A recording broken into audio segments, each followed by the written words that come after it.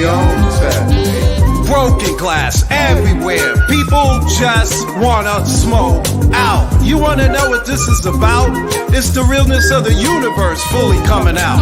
Damage control's just another god. We learn over the years that it comes from the inside. Send a spiritual message to the universe. Divine Mother will always come first. With this collective vibration we can reach. No need for a pulpit, I'm not here to preach. No one is better than the other. We all have unique powers to discover. Open pathways to our spiritual forces. A lot of us are tuned and we know our sources. All you have to do is be yourself. Be authentic, be real, the own, well hell. Broken glass everywhere. People just wanna smoke out. Broken glass everywhere. People just wanna smoke out. Broken glass everywhere. People just wanna smoke out. Broken glass everywhere. People just wanna smoke out. There's no other person greater than you. When you tap into your spirit, you'll know what to do. Heart chakra vibrates higher frequency. You do you, and I'll do me. That's the only way to be free. Not dwelling on your past repeatedly, saying it's all their fault. You're stuck in life like a pillar of salt. You better learn to move on, walk on, because the person that you're mad at's probably gone. Stop seeing yourself like a pawn. Be real with yourself, come on. While the world's on lockdown, reports sounded bleak. How do I stay calm? The old technique. Broken glass everywhere. People just wanna smoke out. Broken glass everywhere. People just wanna smoke out. Broken glass everywhere. People just wanna smoke out. Broken glass everywhere. People just wanna smoke out.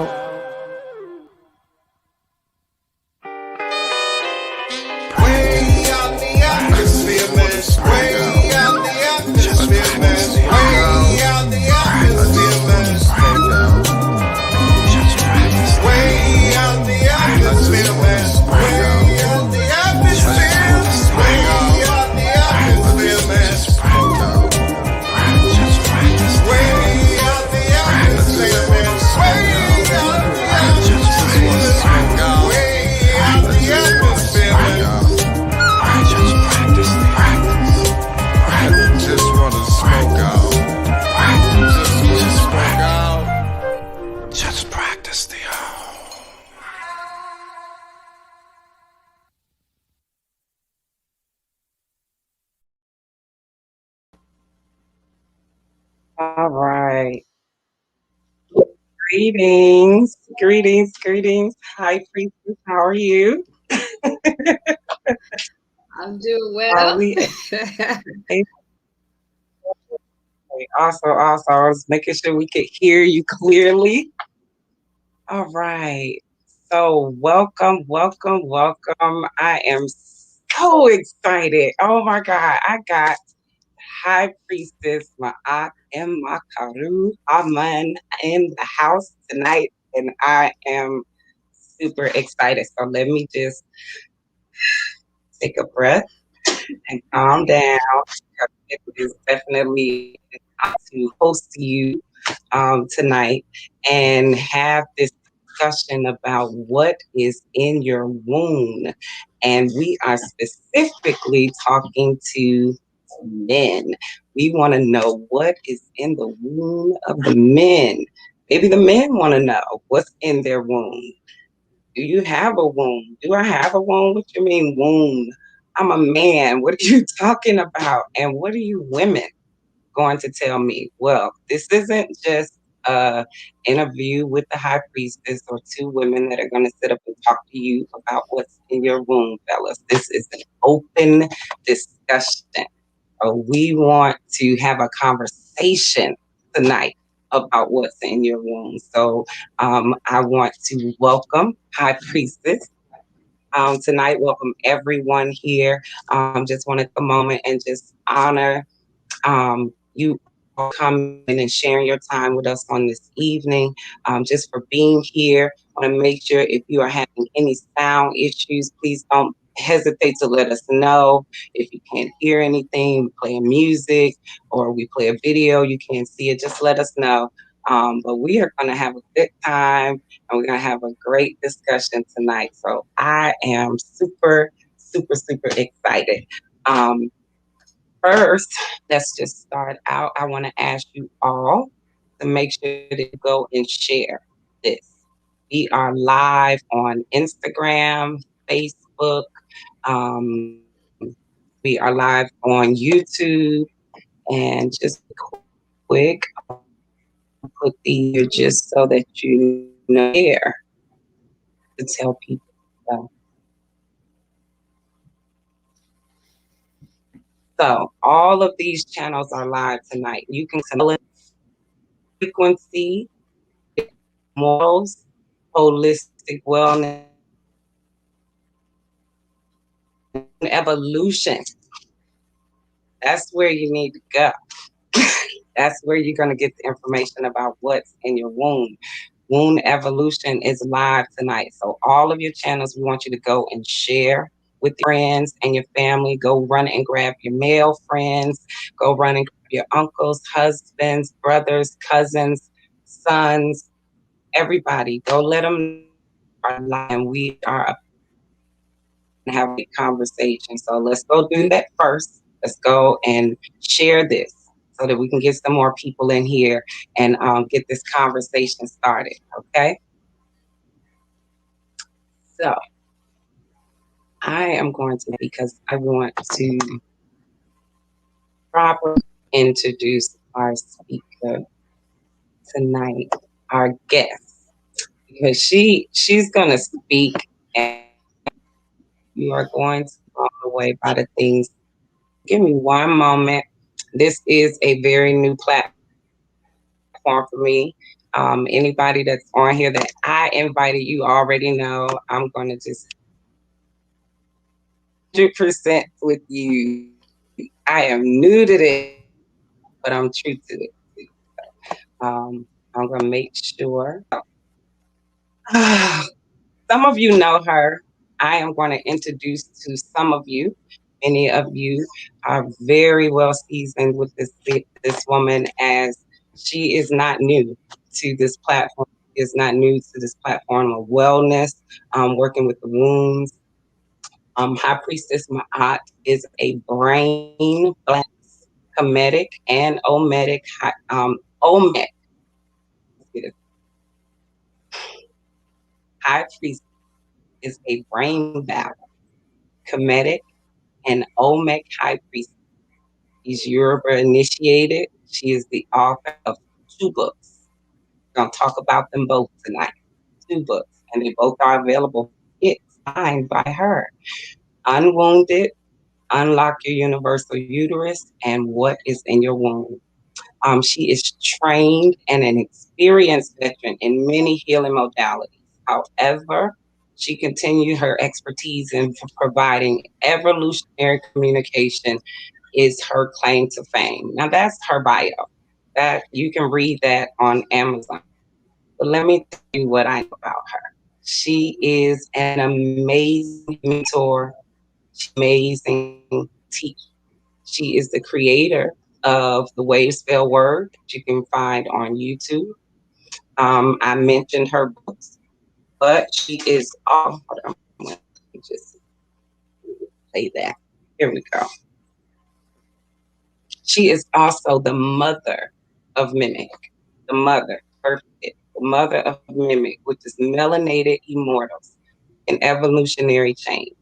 She gave birth to this wonderful platform where people are able to come and really get to understand who they are, mind, body, and soul. And they also are able to be free in who they are. When they are exploring themselves and getting to know who they are, they're able to just express this right here. I want to go ahead and mention is an opportunity that she has given for somebody like myself to be able to express themselves. So she allowed me to host her, and I am a student. I am learning. I'm learning some things under her. I am taking her 13 Tones of Creation class. I am loving all of the things that I'm learning from her. I have her book. I'm into the book. Got with her first. Had to know her, had to get into her classes first before I start digging into her book. But when I tell you that she is a phenomenal teacher and the things that she is going to bring to us tonight, I want you to just prepare yourself for a treat. She currently is teaching. Well, no, actually, these classes are available online. They're self-taught. She has the woke courses, the woke womb evolution courses that are online courses that are available for you to teach. And those are available to you. You can go to melanatedfrequency.com or melanatedimmortals.com. Wombevolution.com is also one of her websites that you can go to and get these classes as well. But we have some new things coming down the pipe for that. We will have that website available to you later. So with that said, a moment and make sure High Priestess is more than ready. She looks ready. Don't she look ready, y'all? I'm excited. So everybody's in.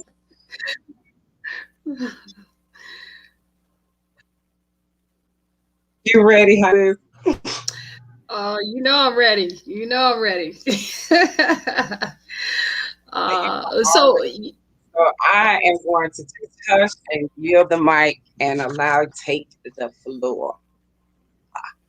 all right. So Hotep, everyone, and thank you so much for Holistic Wellness Worldwide for hosting me tonight. It is very exciting to be here and to be interviewed by my Kia. A little thing that we, kind of an inside joke for those of you who are a part of Mimic, you know what it means when we say we're kin twins, okay? So for those of you who don't know, that's fine, but I'm just so thrilled to be here, to be interviewed by my kin twin, and to this platform tonight where we ask the question about what's in your womb to the men.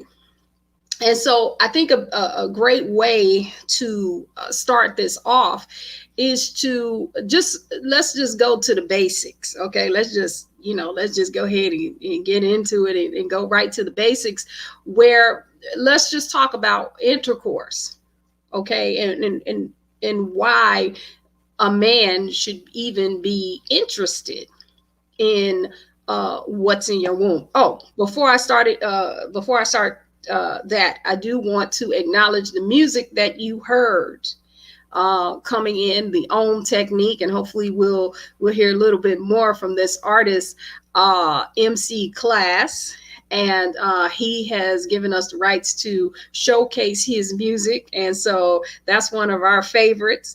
And if you want more information on that, you're going to have to holler at us. Okay, so we'll make sure we have some information in the chat about this, about the music. If you're interested, just, send us a text, or I'm saying put it in the chat, and then we'll make sure we get back to you. So, all right. So a great way to start this off is to just talk about the process of intercourse. Okay, just the basics and what really happens in that process. And we're going to talk about it from the male perspective.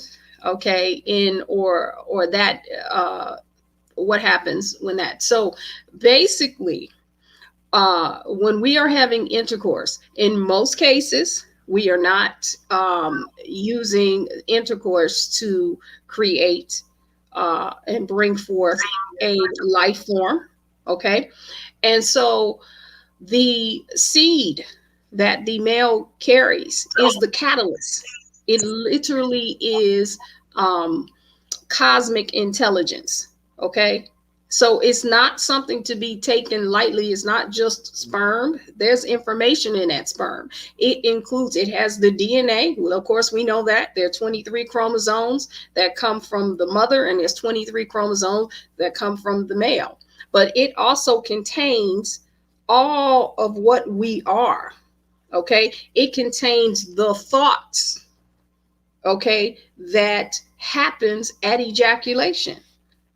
Okay, so what happens at ejaculation? Okay, now if you are in a committed relationship, yeah, you might, you know how sometimes we just curse, right? When it happens, right? I'm just saying, we all grown folks here, right? So we can say that. Okay, when it comes time for that, you know, you curse or whatever. But you are with a partner that you are committed with, so you also may be sending feelings and sensations and energies of love and commitment and togetherness, and how you just enjoy, you know, joy and ecstasy. Okay, so I see, I'm looking at the comments and I'm just cracking up. All right. And so that may happen. All right, now, but let's just say, let's go on the shadow side of this. All right. And maybe this is in our past, or it may be in our present. When you are just ejaculating and giving your life force, because as we know, the male is the catalyst and has the seed. Okay. Where are you putting that seed cosmically? Okay. The physical manifestation of the universe. Okay. And we're going to break these things down, and we have a special guest that's going to come on and really, really, really, ooh, okay, I can't wait. But anyway, so when you are just, you know, let's say this is a jump off, and I know, you know, I don't know the new terms. Okay, I'm gonna have to use the terms that I know, right? But this is a jump off. This is a hit it and quit it type situation. You are literally taking the cosmic seed, which is sacred, okay, just like the womb or the uterus is sacred, and it is a physical representation of the universe, and you are depositing it into the universe, and you're saying, you know, I don't care, this is a jump off, or this is, you know, I'm done. Okay, so think about what you're telling the universe about your life force. You, as the men, you are the one that's giving it up. She's not giving it up. She's receiving. She's accepting. She's allowing. You're putting something into her, so you're giving it up. All right, you are literally giving up this. Okay, I already know who this is in the chat. Okay, you are giving it up. You are literally giving up your life force. You Okay, already know. You already know. You already know who this is. Okay, but you're literally giving up your life force. So you're giving it up. I can 91. Okay, she is receiving it. And so you have to think about who you are giving your life force to and why. And it's sacred. It's the cosmic seed. It is the cosmic catalyst. Okay, it can catalyze and bring gods and goddesses into this realm. All right, so when you tell the universe, I don't care, I'm done, get off me, go, leave, whatever, okay, I'm just saying, if you follow that into what happens to your life force throughout your life, as you find yourself, you might find, you know, that might be fun in your 20s and 30s. And then in your 40s and 50s, you know, you might be the old dude at the club, right?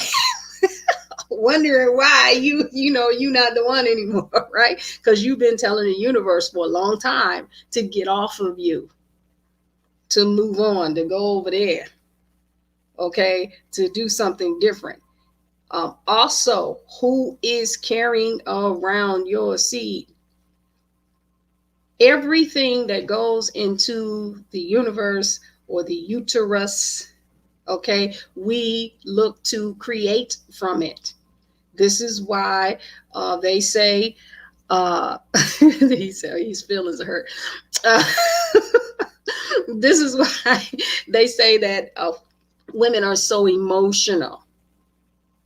Okay, this is another reason, and we're not talking about what's in your womb as far as the women. I could go into that piece of it when we are receiving these the catalytic information or the life force from a male who is not necessarily dedicated to giving us information or something that we need. They're just in there for the physical form of it.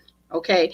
And so we have to start thinking about things a little differently and really thinking about ourselves a little differently. Okay. We always hear about the woman being sacred, sacred shout out to Queen Afua, sacred woman, that has definitely, she has pioneered that. And but we talk about the sacred womb, we talk about that, but how often do we hear about the sacred male? How often do we hear about how sacred your seed is? Okay, and how you should guard that, how you shouldn't just have anybody that you are giving it up to, because again, you're giving it up. You're the one that's giving it up. You're the one that's out of life force when it's all over, not her. Okay, she taking it in, and if she know what to do with it, okay, that's another thing. We ain't gonna even get into that. All right. Okay, so the men need to worry about. No, you can't give it all away. You can't give it all. No. Okay, so that's my introduction to this. Okay, so I want to just give it some time so we can speak some more. So I'm gonna turn it back over to you. I say, yeah. And see, that was just the introduction. So we want you to absolutely ask your questions and make sure that don't hold anything back. This is an open forum. As you see, she is ready to talk. Yes, she has High Priestess in front of her name, but that's why she has High Priestess in front of her name, because that's what tapping into divinity allows you to be able to do. We can talk to everyone. As the beings and divine creations, you should be able to talk about everything, because every aspect of us is sacred. So there's nothing about anything that we're discussing tonight that is not a part of nature and the natural way that we move throughout life. So High Priest,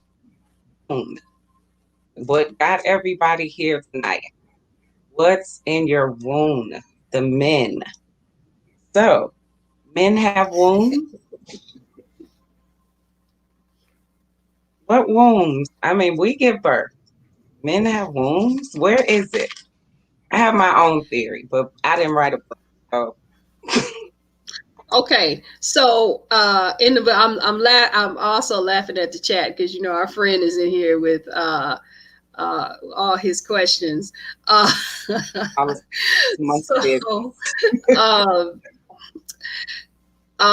So womb, if you look up, and this is something that my teachers for the longest time that they really, I'm not gonna say they beat it into me, but they had me take a step back and look at the definition. A womb, okay, if you look it up in the dictionary, it is it has several definitions, but one of the definitions is it's a storage place for anything. Okay, and so a womb, your purse could be a womb. This room that we in, this is a womb. Okay, anything that's a storage place. All right, so that's a very different thing than a uterus. A uterus, when you look up that definition, it is specific to being the development for a human fetus. Okay, and then if we want to expand the medical definition, a developing entity, cosmic entity's physical form. All right, it's specific. So does a male have a womb? Absolutely. It's called a prostate. Okay, now it is inactive in the sense of it cannot it cannot host a being coming forth. But there are, and I know some cases of men who have issues in the prostate. Okay, and it may be, again, this is metaphysical. All right. And so they can definitely store emotions or any type of information. And let me just break this down from what I learned. Okay, from learning a little bit about the anatomy. I'm not a doctor, but I have been mentored by one. Okay, and I have read medical documents. Every organ in the body has sits on a neural net. Okay, and specifically the womb. Okay, or the uterus. All of the brain cells that go on down the spine, the uterus sits right on top of it. So this is why one of the reasons they say, hey, you have to be careful about what you're thinking, what you believe in. You want to make sure when a woman is pregnant that she is not, upset or whatever, because literally that neural net is the uterus is sitting on top of it. But so is the prostate. Okay, it's just not as active. Okay, and it may not be the same level of course, it's not the same level of, is that a word? Neuronal, okay, neuron activity, okay, that's going on in the prostate, but it still has the capability of transmitting and receiving information, thoughts. Okay, emotions, they're still there. They're still being transmitted to all of the organs in the body, okay, including the prostate. And so there are things that can be stored there. So it is a womb, okay. Now we can also talk about the play on words between womb and wound. All right, and so there are some of us just have wounds. Okay, we haven't upgraded yet to a universal uterus, and this is what we talk about in the book. The other thing I'd like to say about a womb, as far as a male is concerned, all right, there was a comedian who made a joke about, we come out of one and we spend the rest of our lives trying to get back in. Okay. So if you have access at any point in time, you have access to a womb. Okay. Whether you're in a relationship or a uterus. Okay. Whether you're in a relationship, you have a mother, you have a sister, you have a daughter, a close friend. Okay, you are constantly accessing wombs, and you don't necessarily have to be sexually connected to it. Okay, for that transference of information is, of course, the sexual connection is the most potent and the strongest of them. Okay, but you don't necessarily have to have that in order for you to be in order for this transmission to take place. All right. I was going to, and I'm pretty sure we're on the same thought process here. I was going to suggest that maybe we show one of the videos of some of the men that have gone through either reading the book, What's in Your Womb, or gone through the womb evolution technique, and to see what they have to say. So just don't believe me, or whatever. And then again, I'm waiting. I'm sitting here waiting to bring in this special guest who's going to really just tie it down for us.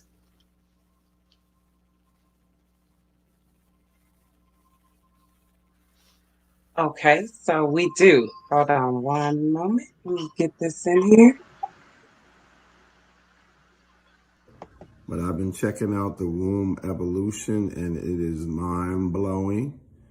It's almost really needed. Really, I think a lot of guys should check it out. So I'm enjoying it.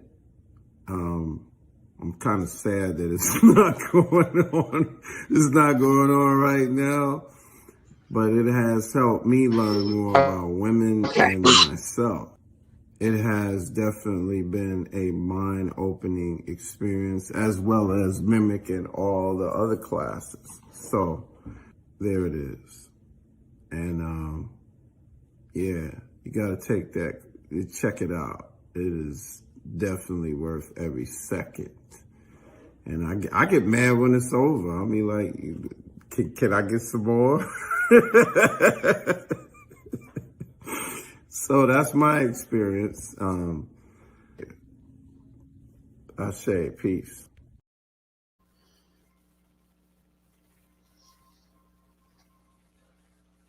Shay and class, that was the artist that was featured on our opening, and absolutely, like, this his testimony is divine, like are in those classes. High Priestess, what is your thoughts on what he had to say about coming into the classes and the men's eagerness to learn in there?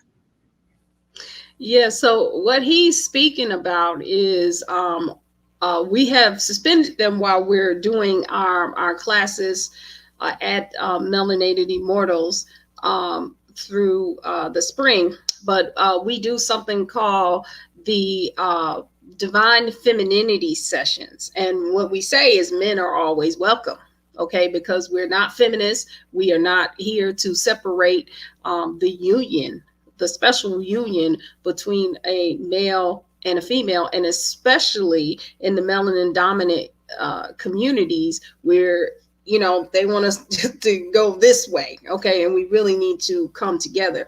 And so we always welcome the men in, and when they come, they are locked in. So if you are interested in that, do we have the links to the books?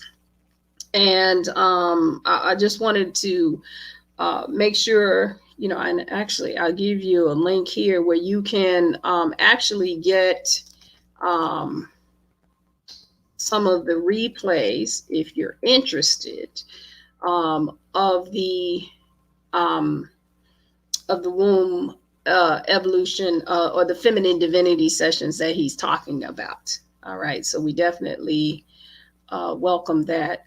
Having a little bit of technical difficulties. Okay, and this is how we can get the books, and those are the ebooks. All right, and so it has those books have some of the information that we are talking about here this evening, and it gives you, it's going to give you a little bit more information than what we're speaking about here.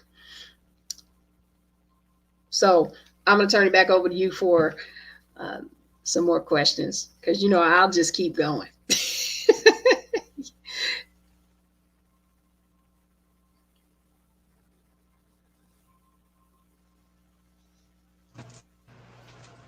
Still muted because I have it myself. I know I see the special guest. So I see that you're super excited now. Okay, so you talked about a storage place. You talked about the womb and it being a storage space. Can you elaborate on that as far as what are we storing, and where is it being stored for men? Because we know women, we talk about storing it in our gut, but where are men storing it? Where's the place? And the women that they're accessing, okay, because they're giving it up. They're storing it in the women. So if you are wondering why you keep attracting the same type of woman, she got attitude, she got this, you know what I'm saying? You know how they, you know how it is. You always, and you say, hey, there's no women that do this and do that. Well, there's an energetic, you tethered yourself. Again, I said, that's the universe that you are attaching to. That's the universe that you're putting your energy into, that you're giving it up to. All right. And so you are literally connecting yourself to, just like we do. Okay. You are connecting yourself to that same type of energy. So where are they storing it? They're storing it in the women that they are accessing. And so then they keep attracting the same type of woman, because there is a connection there. There's just it's a cycle that we go in. One of the things that I say to men, and I am going to drop one thing. Let me do it, 242, just one, okay?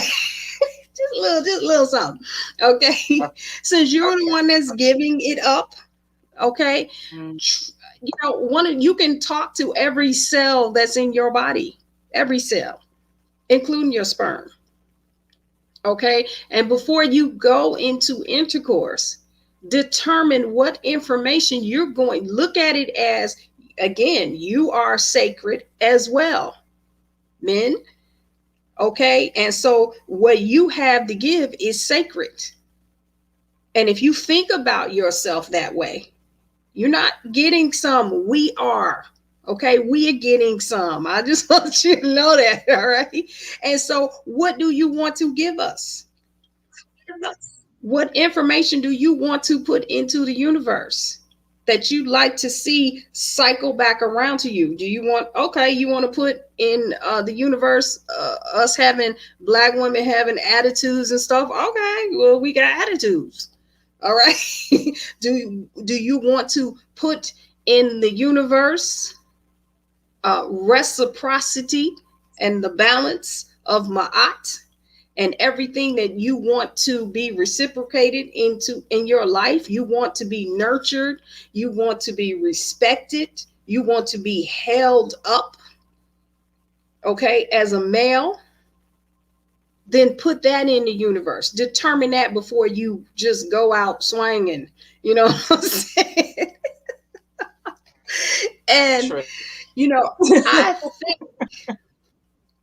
I think 242, that this is really a great segue into our special guest, because he definitely, I know I can feel him. He's just sitting there like, oh my God, they gotta let me in on this. They gotta let me in. Give me turbo right on. So we got all right, y'all. The cat out the bag. We are going to let our special guest in. Now let's see.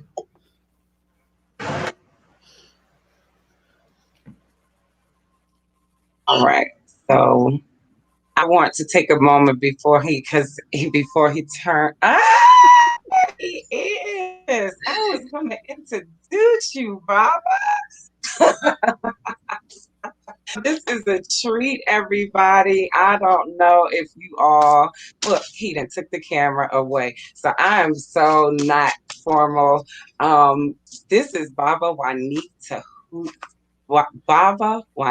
Kimmy Tahuti Shabazz.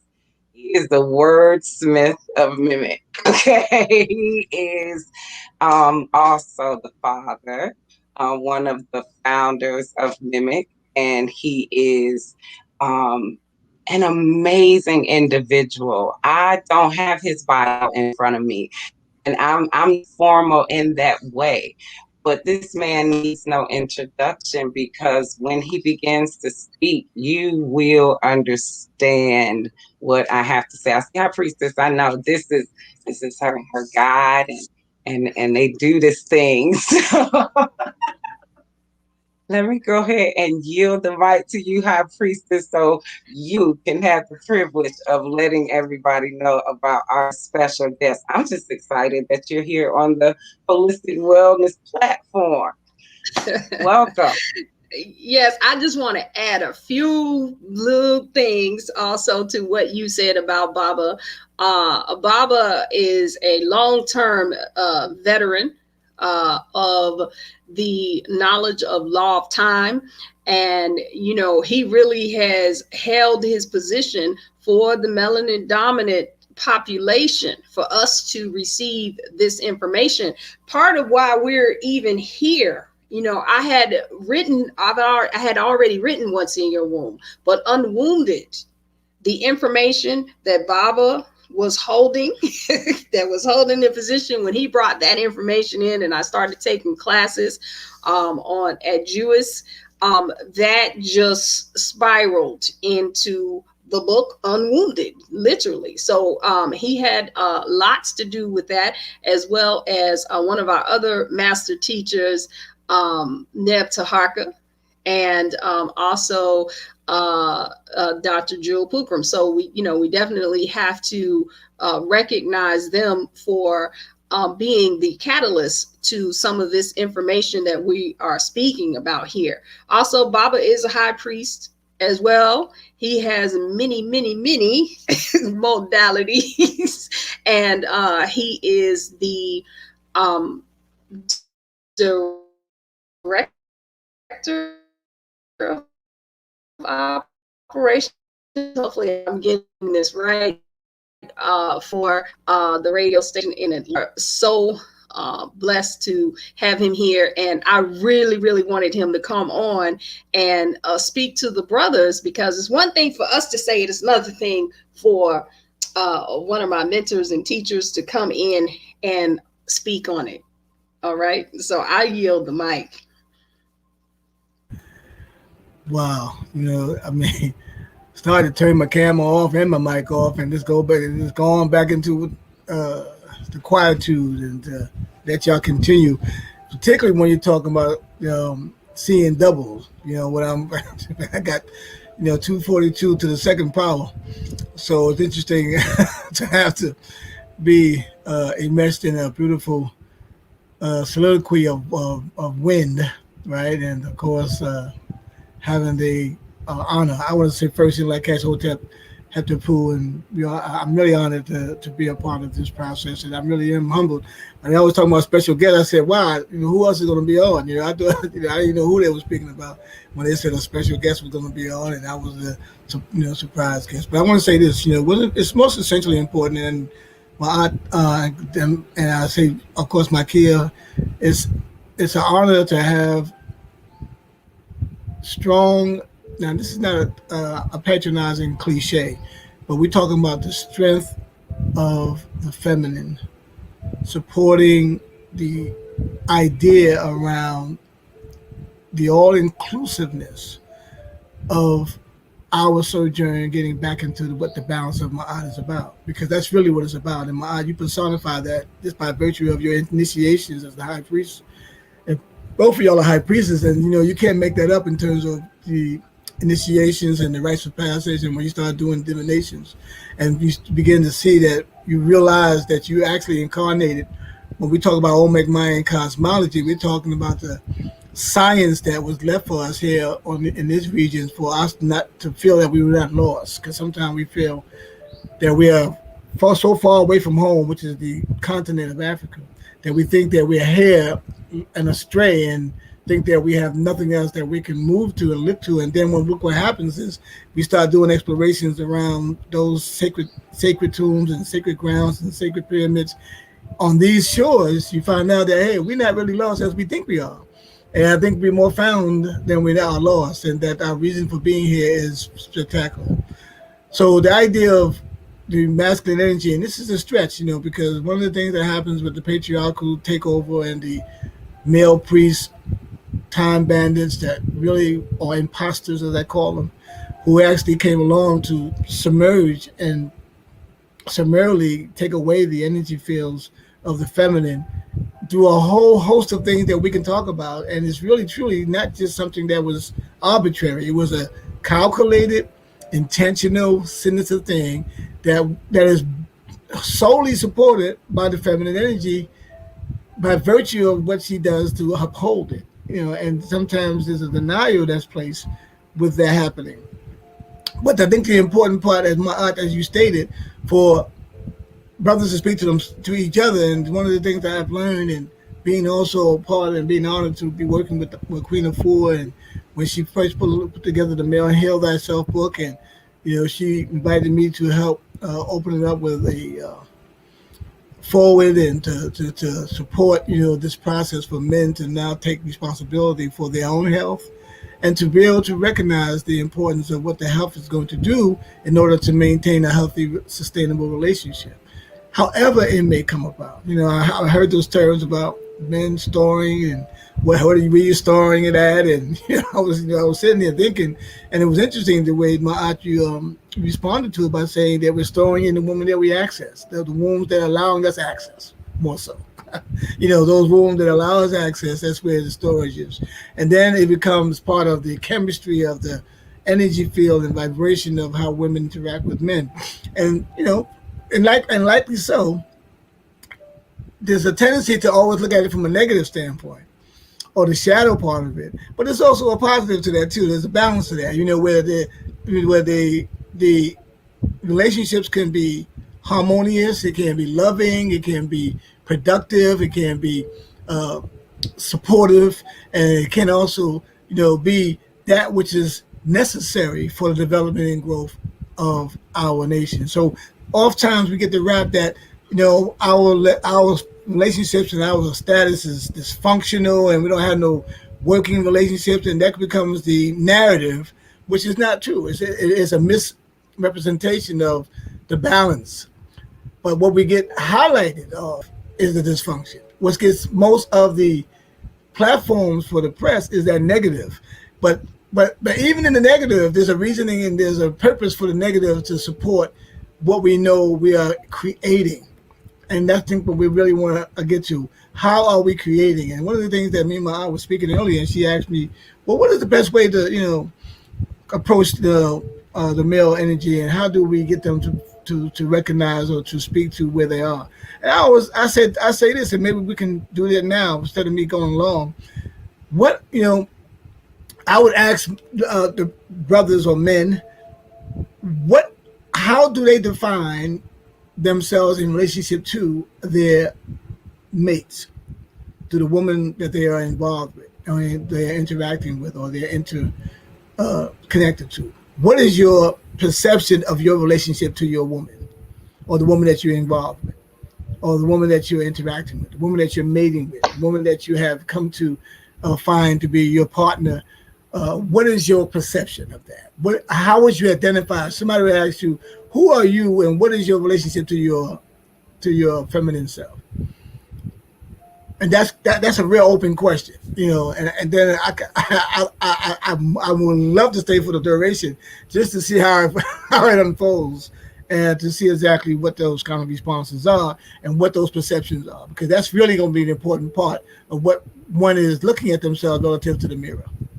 But Baba, I'd like for you to answer that question, because one of the reasons why I said that I really, really, and you can go on, we could talk about the spell on word, we can do, all kinds of things with you. Right. But in particular, the perception, one of the perceptions that the males have, or what this society says for the male, just in general, is to be in the protector, the financier.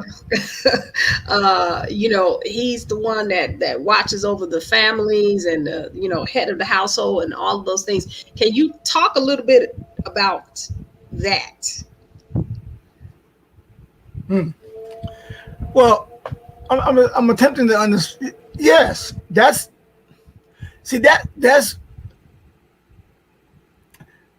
a role that can make sense if it's put into proper perspective. I think that is sometimes overblown into this patriarchal dominance where the woman is weak. She needs the support and she needs the protection of the man who's strong and who becomes the one that can really truly offset any invaders or those who would come and summarily take over the village, or the level. So therefore, that becomes something that we pride ourselves in saying that, yes, I'm the one that's going to take and protect the family. Because why? I'm up against other suitors or other those who may come in and invade. And that has some semblance of truth to it, but it's sometimes overplayed to the degree that it puts women in a position where they don't have to protect the capacity to be able to maintain a sense of equilibrium with the decision-making process in the home. So I said earlier that really the truth of the one who's the strong and the protector is the woman, because we couldn't get here without her protection. We couldn't get here without her nurturing us. And when we are our most vulnerable position with women is when we're coming through being germinated in her womb. Speaking of womb, right? So the womb is the most protective place and the most guarded fortress for us to be able to develop in the quietude and the protection in the dark of the womb. And I tell you, when it comes to strength, it's a myth that men, because of their testosterone or their level of muscular features, any woman can be as strong as any man can perceive to be.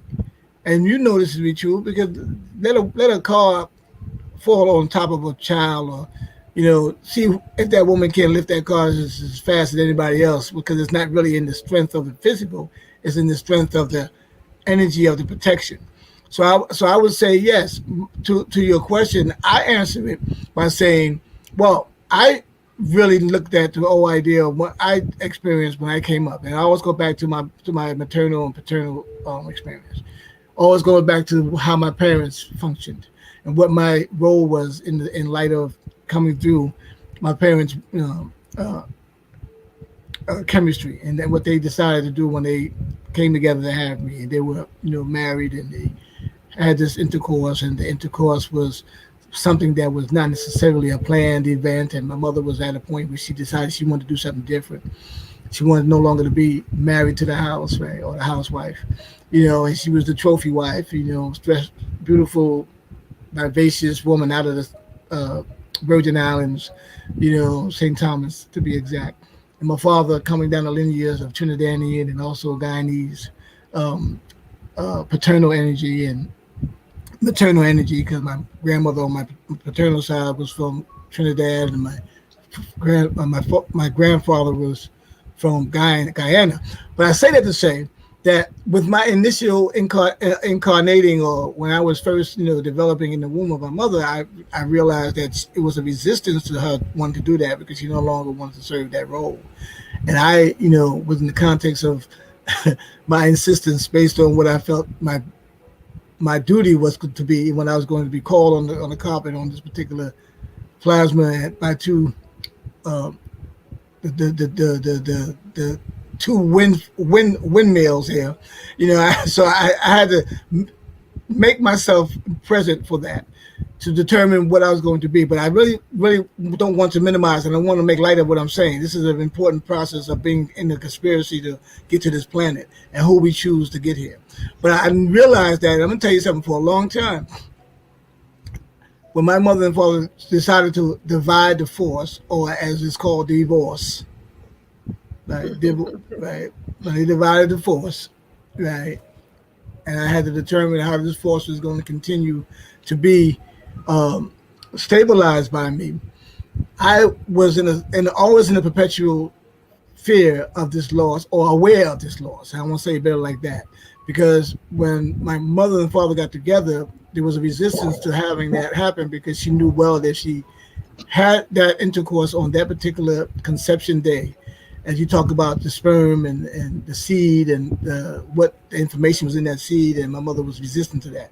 So you can call it what you want based on some of the contemporary language. They call it marital rape or whatever the case may be. And I'll say that, in a way that doesn't want to put a scourge on it. But they were married and she resisted, yet he insisted, and I did too, clearly. And that, so I had something to do with that too. So I had to think about the consciousness of that relative to that, because at the point my mother was not willing to go further. She had already had 4 previous me, so she wanted to now, within the context of the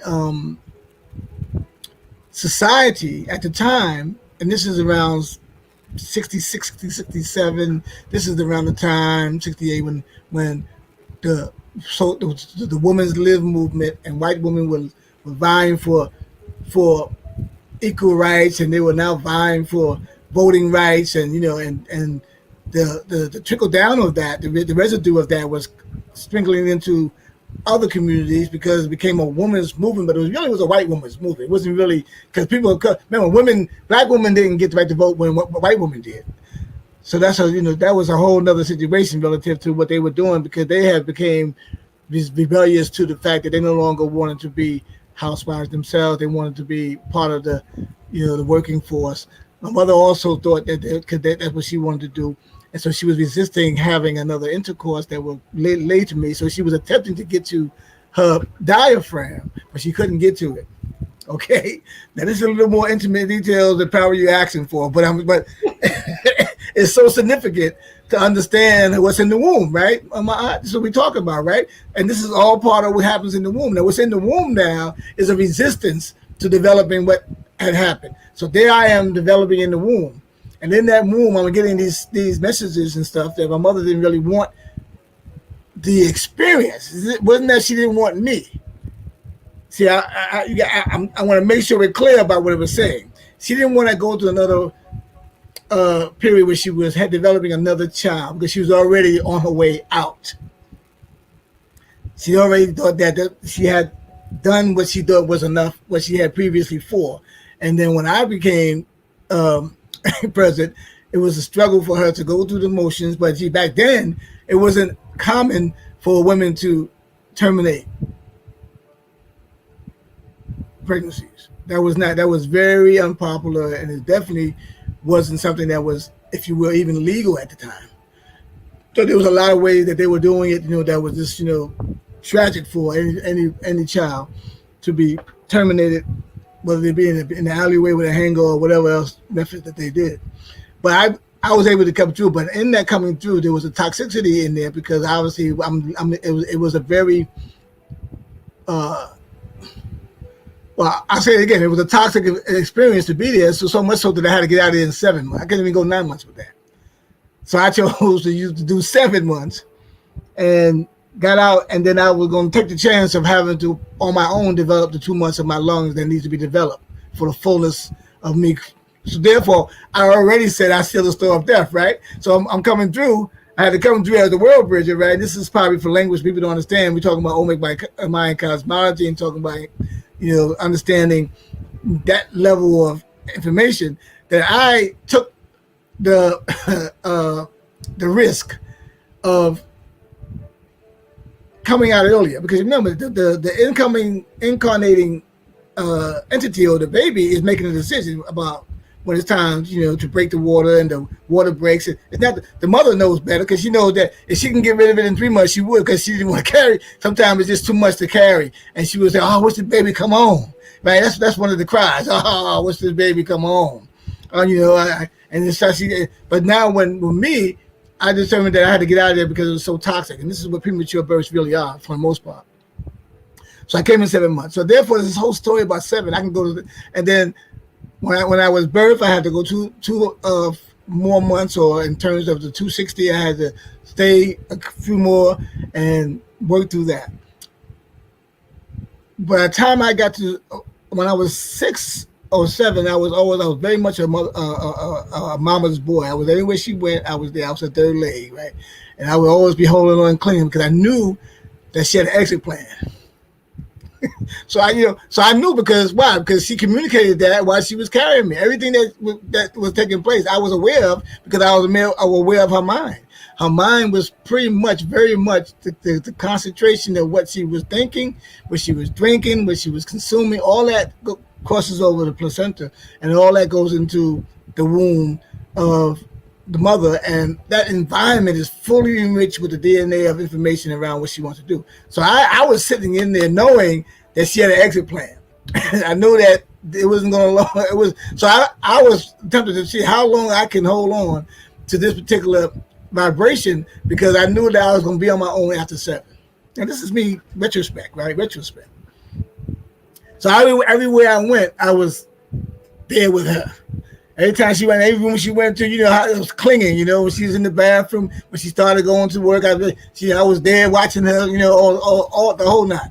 And my father was concerned at the time, and this is part of the sexuality piece and the machismo of men, when you talk about what men think and how they feel about their protectiveness and what we want, to have when we have male children. It's about the sexuality. So my father was concerned because of my clinging to her so much. He had this fear or concern that I might become homosexual, right? Because he was saying, he said, so he told me that you better not be no, the term we used at the time was FAGGOT. And I was like, I didn't know what that was, but mind you see these books behind me, the things that you learn, when I learned about reading and learning about words, it was really truly my comfort. I want to make sure we're clear about how this story unfolds, because when she determined that they were no longer going to be together, and it was very rocky. It was became tumultuous, became abusive, and they divided the force at 7. This is the second 7 years. So now everything subsequent to that was 7s, 6 to 7 years, right? So, and lo and behold, when she left, the only comfort I could find is the comfort in books. And so therefore, as you see behind me, all that is because it's part of what gave me the comfort I needed to work through what she left me for. But mind you, when they divided the divorce, or when they left, he became the primary parent. And him becoming the primary parent, I began to watch him function, and he functioned without the assistance of a female, because my mother was doing everything. And she was like, she's emotional. She was cooking. She was cleaning. We lived in a deluxe apartment in the sky. Talking about good times.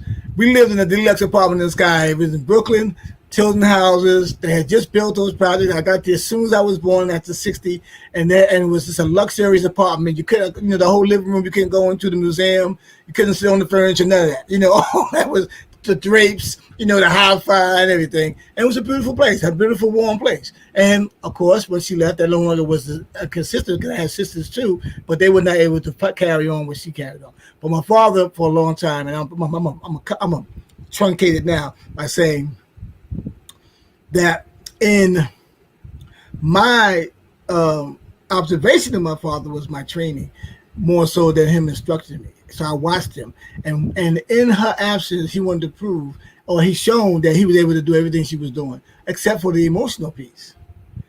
So, because he wasn't doing the love, he come in, you know how you get the bosom of the mother. Men don't have the capacity to do it to that extent, but they can be loving, but they can't be the loving that comes with the chemistry of the mother. So, me watching him for so long time, I was able to watch him do anything without the assistance of a woman. So my consciousness, this is probably the moral of my story, my consciousness was that I learned to do everything that perceivably was a woman was supposed to do, which is cook, clean, iron, all the things that are stereotyped to women, right? The nurturing, braiding of the hair. I watched my father braid my sister's hair, all that. He did all that in the absence of my mother being there. So of course, there's some other little intricacies there. We had aunts, on both sides of the family that came to support us in the absence of that. Because I want to say that two brothers from Trinidad married two sisters from St. Thomas. So we had this crossover thing happening where we were always one small village anyway. And lo and behold, that's where my perception of women became. This is part to your question more directly. That's when I began to see when I was able to start interacting, relating with women, I had the attitude that I didn't really need them. And then I also had the attitude that they were going to abandon, or they were going to, I would, no longer be there. So I didn't never really, I never trusted. I was, I had a lot of anger at the time. I was young. So I was really, but I wasn't really overtly just angry. I just knew that I was protective of what I thought was the major loss that I already experienced. So with women, I would always be in a way that I would be able to do everything. And women would feel, sometimes they would feel useless because they would say, well, what can I do? I said, well, I mean, everything that you can do, I can do. I can sew my own clothes, I can iron my own clothes, I can cook, I can do everything that can be done. I was able to show, I was initiated at that time as rite of passage that I can do everything that seemingly or assumingly or stereotypically women are designed to do. So that's why I became this independent individual who couldn't stabilize myself and never really wanted to be stable. But I was always the best pick or the best catch because I was always willing to give more than I was receiving. And I'll stop there. I don't know if I answered the question, but I went a long way to come back to what I wanted to say in terms of the perception of what I represent relative to my mother. That's why I said it earlier. What is your perception of your mother and father? What was your perception of the father's role? And what is your father's role relative to you? And how do you see yourself as a masculine energy when it comes to your interaction with women? And how is that influenced by your experience of what you observed or didn't observe or didn't have access to? Does that make sense? I don't know. I think you're on mute, yeah.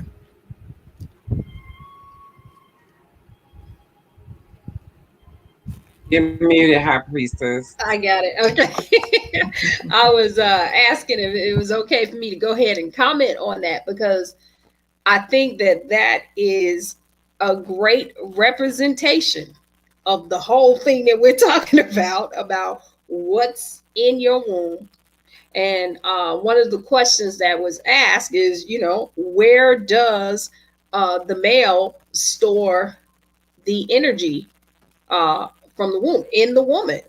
Okay. And from your experience was a prime example of how that happened. And then all the way into how you perceived women, because of how that exchange happened between your parents and you picking up that energy in the womb, and then you coming out and being a male that's very eligible and whatever, but you could do everything a woman could do, because that was the energy that you received, that's what you saw. And so this is what happens. And then we get into, when we were talking about how we go into these energetic cycles, this is what happens. And so if we just change our perception, and we focusing on the men tonight. So if we change our perception about who we are, and we see how important and how sacred the seed is that goes into the female avatar, whether it is being used to create a life force or not, but you see how potent it can be and how it literally transforms a universe. And when a being comes through that, then we wonder why we have, these problems, because you very easily could have had a lot of issues with women, coming up. You could have been just really had disdain and resentment for women, and especially because you can do what we did.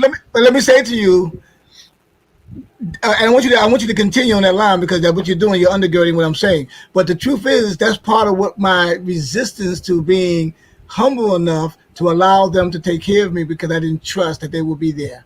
Wow. So you see what I'm saying? So therefore I knew, so potentially there was always this question of whether or not I'll be abandoned. So now, I could talk about it, because I've had very successful relationships where I, spawned children by different women, and very loving relationships. And I never was malicious. I never was doing that because I was a player or nothing like that. I didn't have that kind of proclivity. What I was doing, I was actually able to, because remember, I brought a wealth of what stabilization was. I was always very much into knowledge itself. So I always had knowledge to be able to nurture something that most men probably at that time or more were not really astute with. So therefore, I didn't come with I can buy you things. I can, I can say, no, I came with I gave them something they couldn't give back, or I couldn't take back. See, and that's really where I got my sense of loyalty from that, and through that I was able to navigate the minefield of what could have been disastrous if I was sitting in the chemistry of anger and resentment. It could have been a whole total different thing, because I could have been. But my father, mind you, I had the experience of a father being responsible and taking care of his children. At the same time, I had the mother who was loving and nurturing. Now, mind you, I wasn't blaming her or blaming him. I had my moments where I was trying to figure out how the balance is going to take its place so I can be stable. So that's when I began to develop to know that I had to find this tug of war that's going on. This is what I talk about when I say make peace with your parents as yourself, because you are your parents together forever.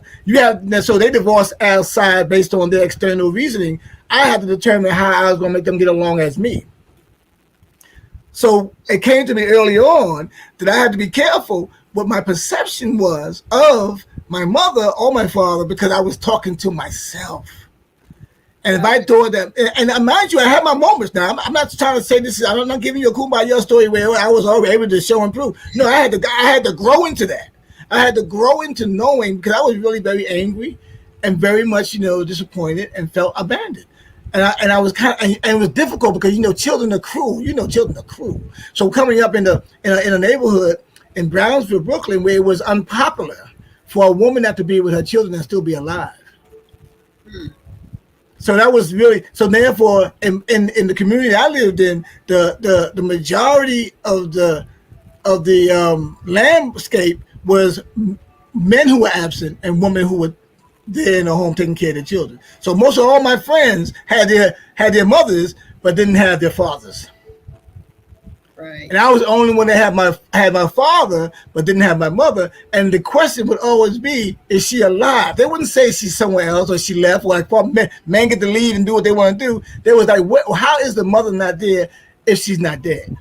And it was points in time when my father used to identify her as being dead because he was so angry, because he had control issues. So when I was young, that was, and my siblings, we had to deal with that type of energy field where we had to determine how do we feel a sense that our mother, who's wherever she wasn't with us, and we see her often. We've seen her not frequently, but we see her every now and again. But also when she came, it was tumultuous, right? It was very, So, but mind you, now my mother, and this is to tell you how loving women are, beyond what you see before you, because my mother never, ever spoke evil of my father, and vice versa. My father had his moments when he was speaking with adults, but he never said anything to us. But see, and this is really what really took place, because when we started to grow older and become independent, we began to start establishing relationships with my mother, who was self-aware. But there's a whole lot more to that story, and I can't go into it because we can talk all day.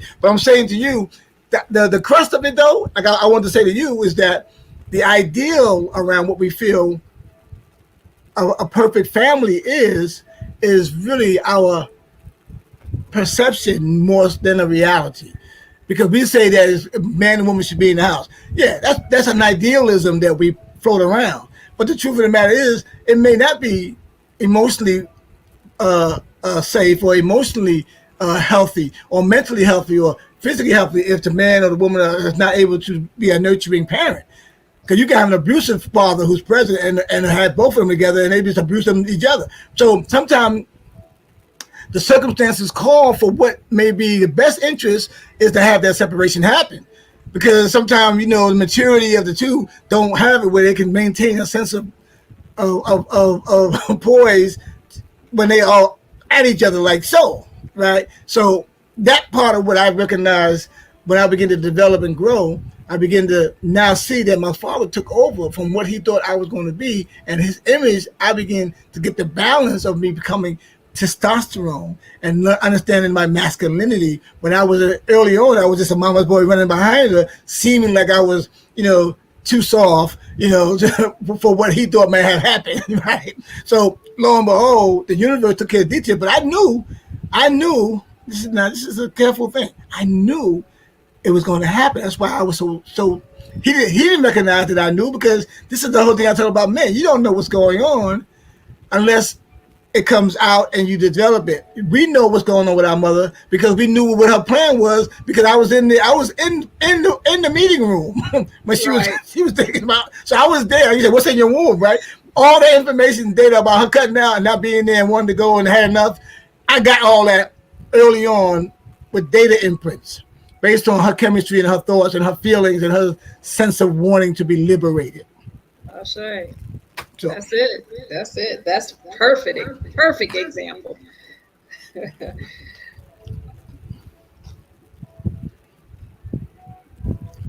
so I'm not still on. Yeah. So that's part of what I'm saying. That I don't know if you want to interject or I know you're being a gracious hostess, right? He'll take over my kid. You're gonna have to be like somebody else. Yeah, let me. I know, but Barbara, I get so engulfed in education information, and it's like, okay, my kid, you hosting, you're not in class. So, but thank you. It's enlightening. It's absolutely a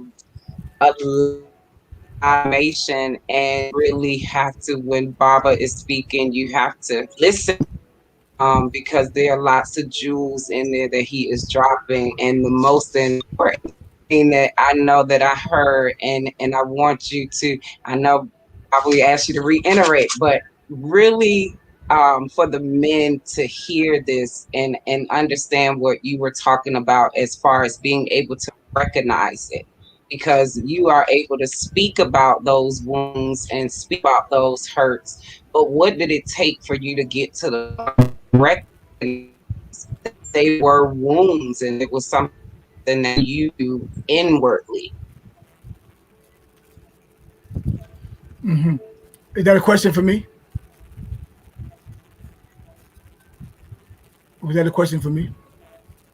That is a question for you as a man who, but I also is to address it, because again, we're talking about what are the men able to do based on what you heard him speak, dealing with in his process. I want both of your inputs on that. Yeah, I yield to my aunt first, and if any other men or brothers on the line, because the question was posed, as my aunt was saying, for men to determine. And I asked the question, what is your perception of yourself in relationship to your woman, to your mother, to your mother and to your woman and to your mate, and how do you see yourself in relationship to your mate? What role do you think you're playing? Not what role you think you should play, but what role do you play as it relates to your woman? And is it based on what is it based on? Based on what perception? That was the question I was asking for other men to chime in, because I don't want to monopolize the whole conversation with my story. And I agree. Okay, High Priest. Oh, okay. Well, I do have that comment, a comment on that, in that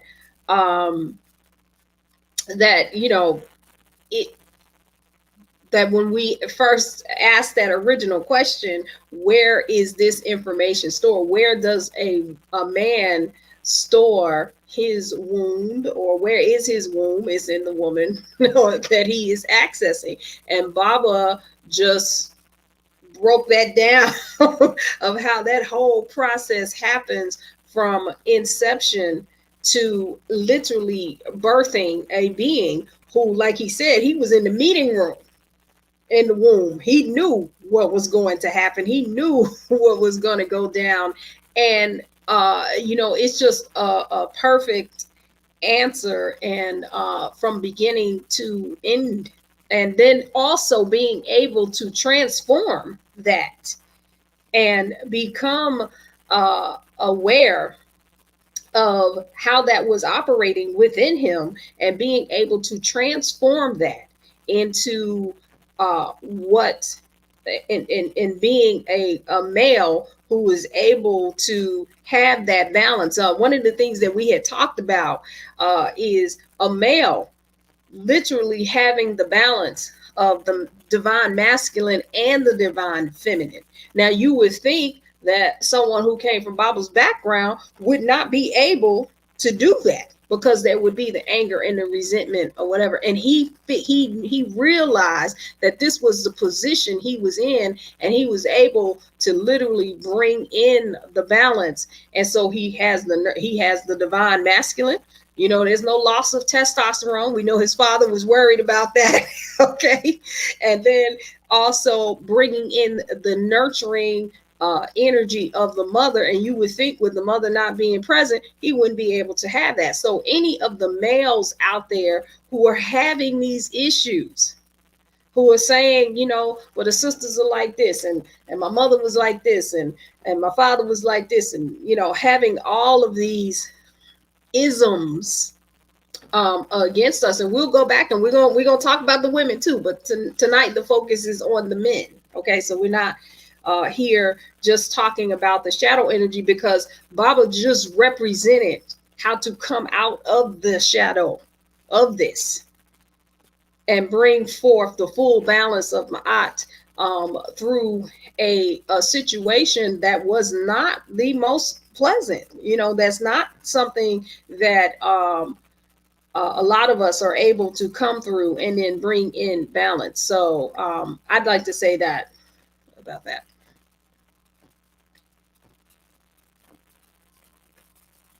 Okay. Okay. I was just checking for questions in the chat.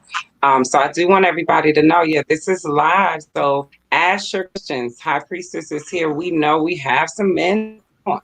So ask your questions now. This is a good time to really come in and try to figure out exactly what it is that we all need to do.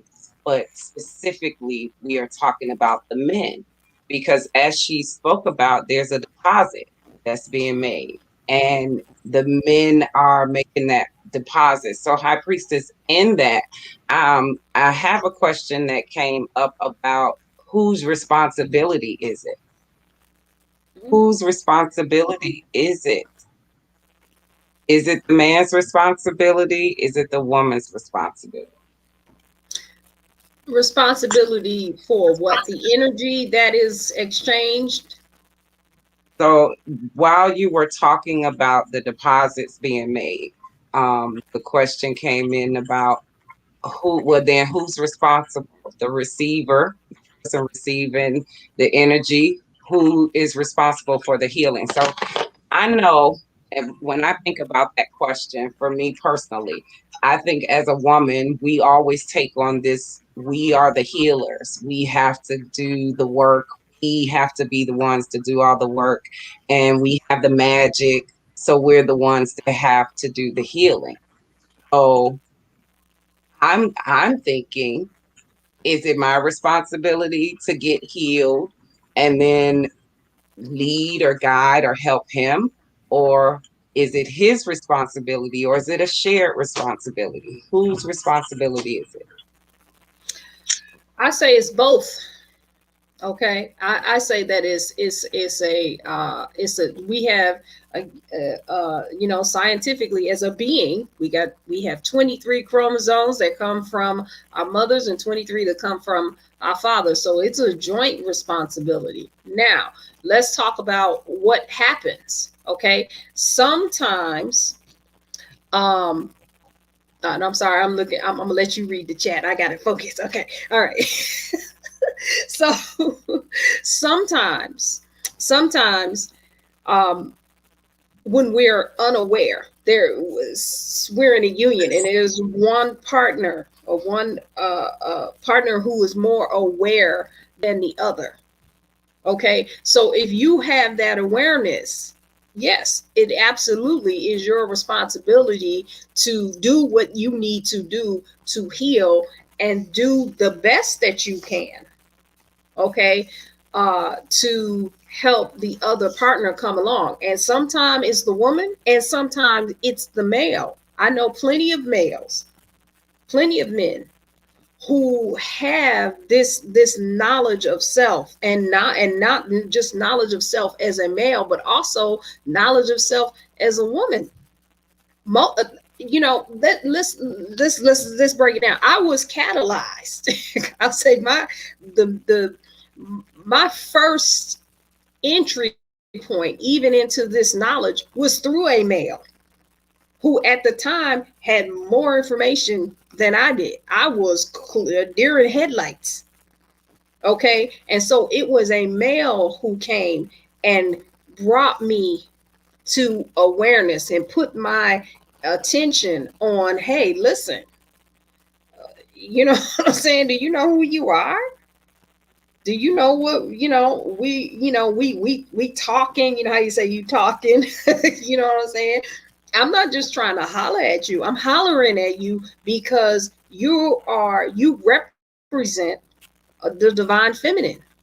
I didn't know what no divine feminine was. I'm coming out of Christianity. Okay. And I'm not, anyway, I ain't gonna even talk about, I'm coming out of Christianity. That sounds like the devil to me. Divine feminine. Oh shoot, that's the devil. That's Satan. You know what I'm saying? We couldn't believe in that. And so he literally brought me knowledge of self. So he was literally the catalyst. I had no clue. Now, once I got it, now let's just talk about that process. Okay, he catalyzed, he brought in the information. He knew who he was and brought in that information, deposited into the universe. The universe turned around and said, oh my God, let's wake up. And when I woke up, okay, we don't need to go down the story. I'm still woke, okay, on some next stuff. I began to perform the role and the responsibility of bringing in the matter, realizing I have a universe, a uterus, okay, and in that universe and in that uterus, what do? We create. And you know what? Here I go. You know how it is when I get excited. I'm about to start cussing. Okay. It's almost after 9 o'clock. You might be okay. Okay. But when we put stuff into the universe, what do we do as creators? We create ish. Okay. And so it just started developing. I started putting matter and matters together and it materialized. And so, we have to look at these roles. And a lot of times it's the male who provides that role, even down to the information that we're talking about today. I was catalyzed. Okay. I was seeded a lot of this information, especially with Unwounded, that came between two males, Bawani and also Neb Taharka. Okay, they started seeding in the information and then boom. Okay, then the creation came. And so we have these roles. And so when we recognize, because sometimes we resist and we don't like, oh no, you're not my daddy, you can't tell me nothing, right? All right. And sometimes it's like that with when you have a male who has this knowledge of self and is telling the female or providing this, trying to catalyze that into the womb that he's accessing, she may be a little resistant. And then sometimes it's the other way around. You have the female who recognizes who she is, and she's trying to get him to catalyze a little bit more, because if she had a little charge up from that seed, because he's giving it up, she's trying to get him to give it up. Okay, so then she can create more. All right, so it works both ways. It's both of us who have to go into this healing process. So that was a long way around that answer, but I started getting excited. Okay. It creates the balance. It absolutely. And Barbara? No, I was going to listen to it creates the balance. I want you to continue that because I think it's an important Oh, it's an important to really glean some of the things that come out of anger and hurt to healing and transformation because we've been trained to always be at war, right? Always be at effect. You know, we don't think that we are ever at cause. We don't take responsibility for what we create. So much so that we put ourselves, you know, at a disadvantage because we're always thinking that we are at effect, that we're not responsible for the things that we're creating. So within that context, everything we do is victim laced and laden. So therefore, when we know, then therefore, there's no way you could be able to have, there's no way you can be able to have uh, any sense of leverage if you're always the victim. You know, if you don't understand, if you don't want the responsibility for being the creator, then you got to find yourself being at the mercy of the creation. You see, I always say, you know, the creator created us and we create everything else, right? So everything else that's going on is based on how we want the narrative to go. And of course, free will. Your wish is thy command. So there's nothing that we experience that we're not able to take full responsibility for and be able to say that we're responsible for doing it. So that's the whole thing about being responsible, able to respond. And most of us are not able to respond because we've been taught not to respond. We were taught to react, right? You know, react emotionally, right? So we can be able to now find the fervor in that emotion. And that's what I wanted to say. That's all I wanted to say to that. okay. So that's good because that rolls into a question, High Priestess. And it relates to what you both just spoke about. Both parties taking responsibility, creating that balance of it's the individual who has to own their own stuff without another technical word for it. So one of the questions was, in order for women to change her dynamic of the men that she's attracting, what does the woman need to do within and without? So again, I want to go back because tonight we're talking about the wounds of the men. What is it? What is it that causes, even in this type of forum, High Priestess, what would you say is the thing that causes women to own it so much? Like, why are we in that position of, after all of this we're hearing that, you know, it's individual trauma. Baba gave a great testimony and sharing about his own personal experiences and what it caused him to do. So it wasn't anything any of the women were doing. So what is it? Like, how do we stop owning that? So it comes with a decision. I love that question. And it comes with the decision. Yes, we are the carriers. Okay, so we are the ones, we have the active universe, the active uterus and the active universe and the active womb. Okay, and so we carry this, whatever is put into it. And by what we have been told about our roles. See, we feel like we're giving it up. Okay, so what do men always say? I'm gonna get some. Okay, I'm gonna go out here, I'm gonna hit this honey, I'm gonna get some. Okay, or even if they with their own woman, they think that they're getting some. And we believe that we are the ones that are giving it up. We don't look at ourselves as allowing him in, okay, or being receptive or receiving, and he's giving it up. So if we change our perception, then we won't carry as much. All right, we look at ourselves as, okay, this is what we have allowed into our space. Now what do we want to do with this? Okay, do we want to, because if you have the space to allow it, you also have the space to transmute it. Okay, because it's being given to you. If somebody give you something, you can either, they give you a present, they give you a gift, you can either put it on, wear it, or whatever, or do something else with it. You can discard it if you want to. You're not just sitting here, as Baba was talking about, being a victim of he don't love me no more, or he won't call me, he don't read my text message, all of these things that we're feeling. Oh no, no. We have to change this around and look at yourself a little differently as the woman, and then also as the male. Okay, look at yourself as giving it up. And what are you giving? You're giving up your sacredness. Right. Okay, you are giving up your sacred life force to a woman.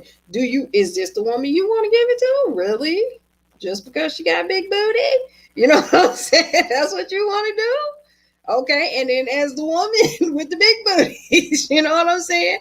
Is this what we want to allow into us? Because now you're not a receptacle.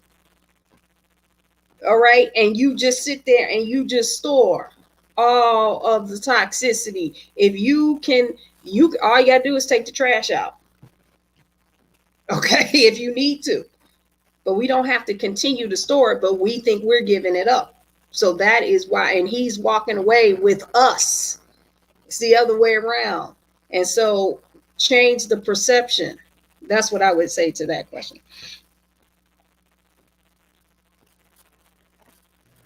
Okay.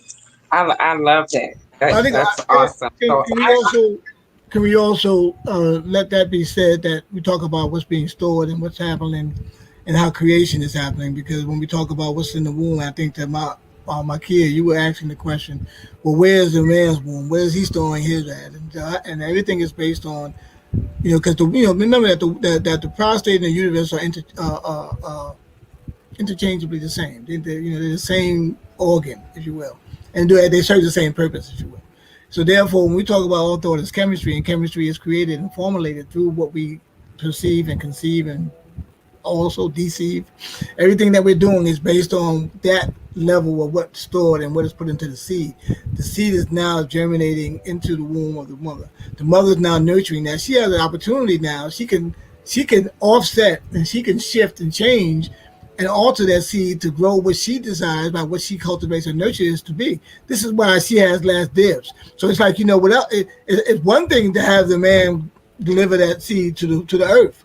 The earth decides if it's going to nurture it, if it's going to cultivate it, or if it's going to allow it to have a harvest that will be a great harvest, a nutritional harvest, or a harvest that's not, that does not have the same effect. Or it could be a GMO, right? A GMO harvest, right? So the same thing is based on what the woman decides to do, because she has the last opportunity to do what she will. And I'm not saying that as a level of projection or blame, but that's the gift that she has from what he takes out of his womb to put into her womb is going to determine the fertility of her soul, what she's going to do, and what kind of fertilizer is being used, and what's the cultivation of it, what's the season of it, and that kind of thing. And then it manifests itself, and the word man is important. It manifests itself or is materialized based on the mother's nurturing. This is what we talk about when we say the immaculate concept. This is the whole Mary theory, right? When we talk about what Mary has done to give birth to such as one as the Yeshua or Jesus or whatever they call it relative to the religious connotation, is that she was able to make something out of nothing and by protecting it, nurturing it, harvesting it the way that she did, she was able to create this powerful being that divided time, right? In theory, right? And he was able to do some miraculous things, turn water to wine. He was like but he didn't do that on his own strength. He did that because of what the mother Mary nurtured him to be and what she cultivated him to be. Without her, he would be a non-item, right? So, but then this idea that God gave, was the one that impregnated her. Yeah, the God of what? The level of that galactic oasis, the divinity that gave her the opportunity to make that what she wanted it to be. This is the same principle when we say, Mom, ain't nothing to eat. Go sit down somewhere. There's plenty to eat. And before you know it, you smelling stuff coming out of the kitchen that you never thought even existed in the cupboard, because mothers do the magic of making what? Something out of nothing. So the chemistry that comes from the male is one thing, but what is nurtured and developed will be the last one who has the opportunity to make it what it should be is the mother. And I tell this quick joke. Let me tell you a quick joke that Bill Cosby told his joke, and say what you will about Bill Cosby based on whatever the determination of his own journey. But there was one joke that he said that really stuck with me, made sense based on my own work. When he made this statement, when he was telling, he was a storyteller. He likes to tell stories about his family, his children, his wife, Camille. And he told this one joke that says that, he's out doing what he's doing, working hard all day, whatever, and she's home with the children, right? So when he walks in the door, he comes home, he walks in the door, and he wants to see his wife. His wife's giving him this look of death, like, because she had a day with these children, and she described them as monsters, and she was just saying, "You gave me these monsters, and she was just totally at her wit's end, right? And she kept saying that this is what you gave me, right? Because obviously, again, we're talking about with the man, the seed, right, planted. So he comes back ahead and says, "I gave it to you, but you had them last." what did you do with that when I gave it to you?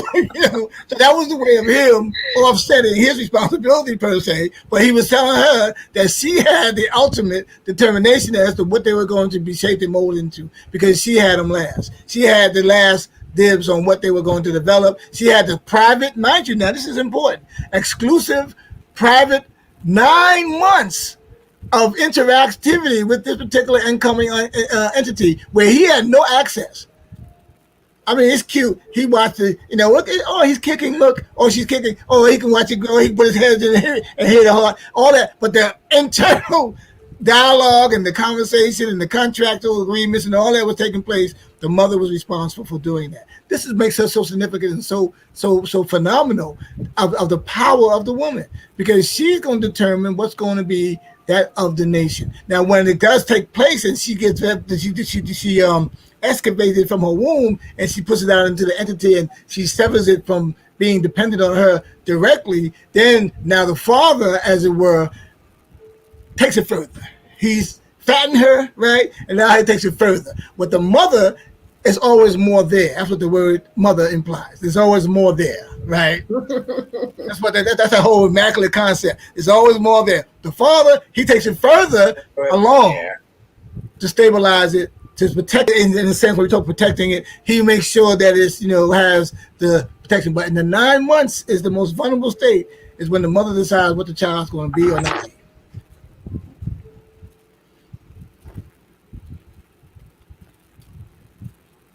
That's my spirit. So I had to have some fun with this word.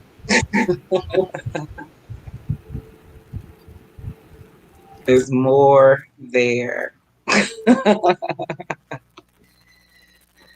And the father will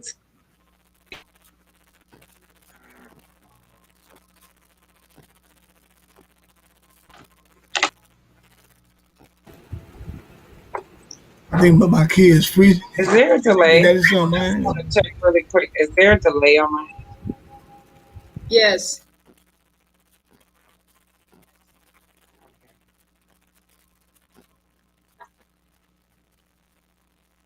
Bear with me one moment. I think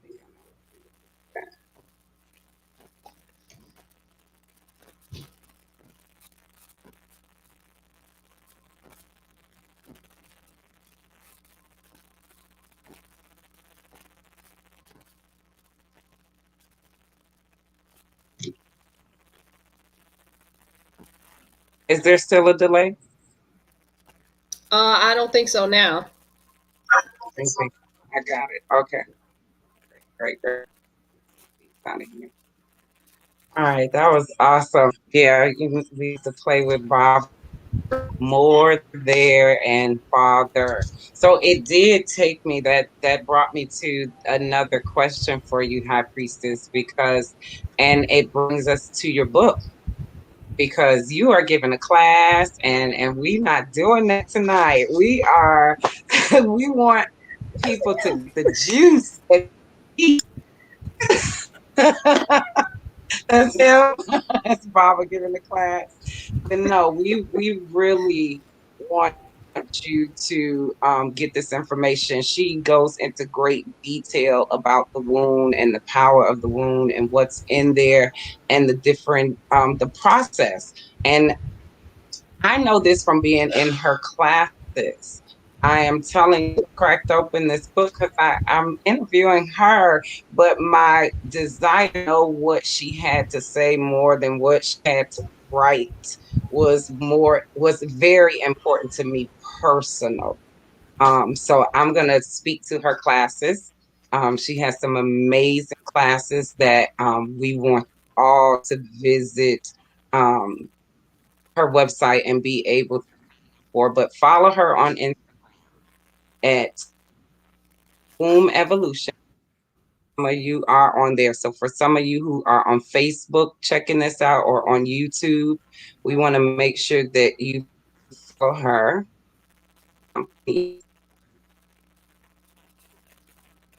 Because this information that you are getting on this live tonight, I want to give a nugget away. We have a couple of more testimonials from some brothers who have been a part of her classes and have opportunity to be a part of what she's done. I don't want to miss taking a moment to thank Baba for his time because I know at any moment he could be whisked away from us.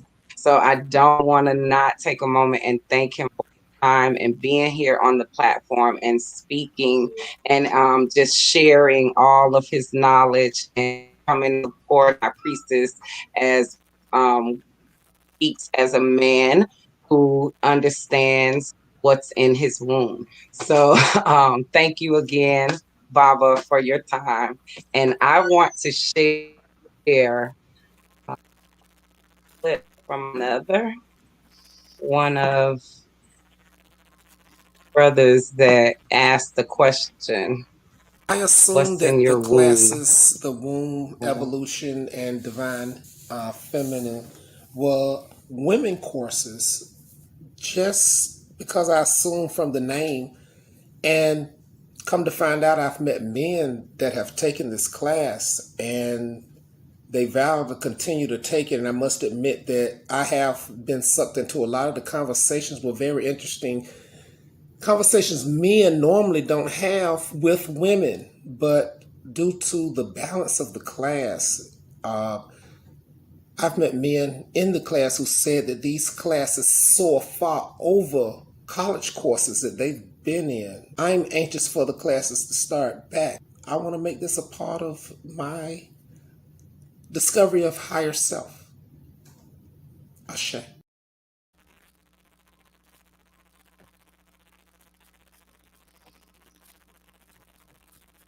So your thoughts, High Priestess?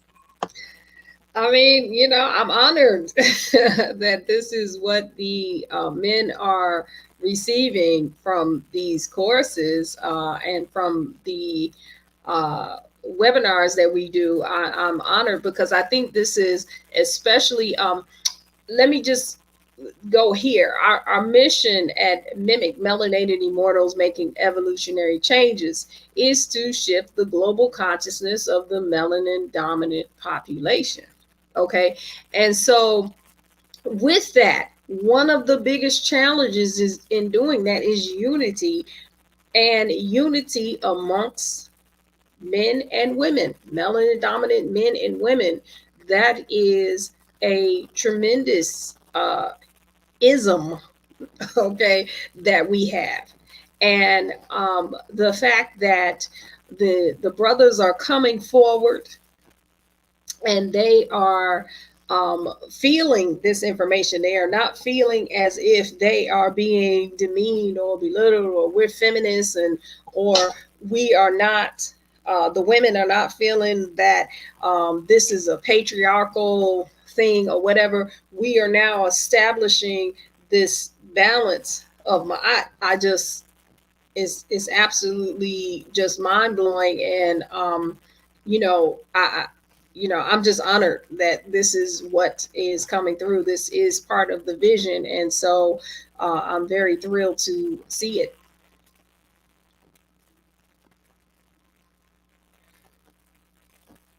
Ashe, and it looks like we absolutely have some of your supporters in the chat. I had some people saying they are reading your book for the second time around. So they're getting a double dose.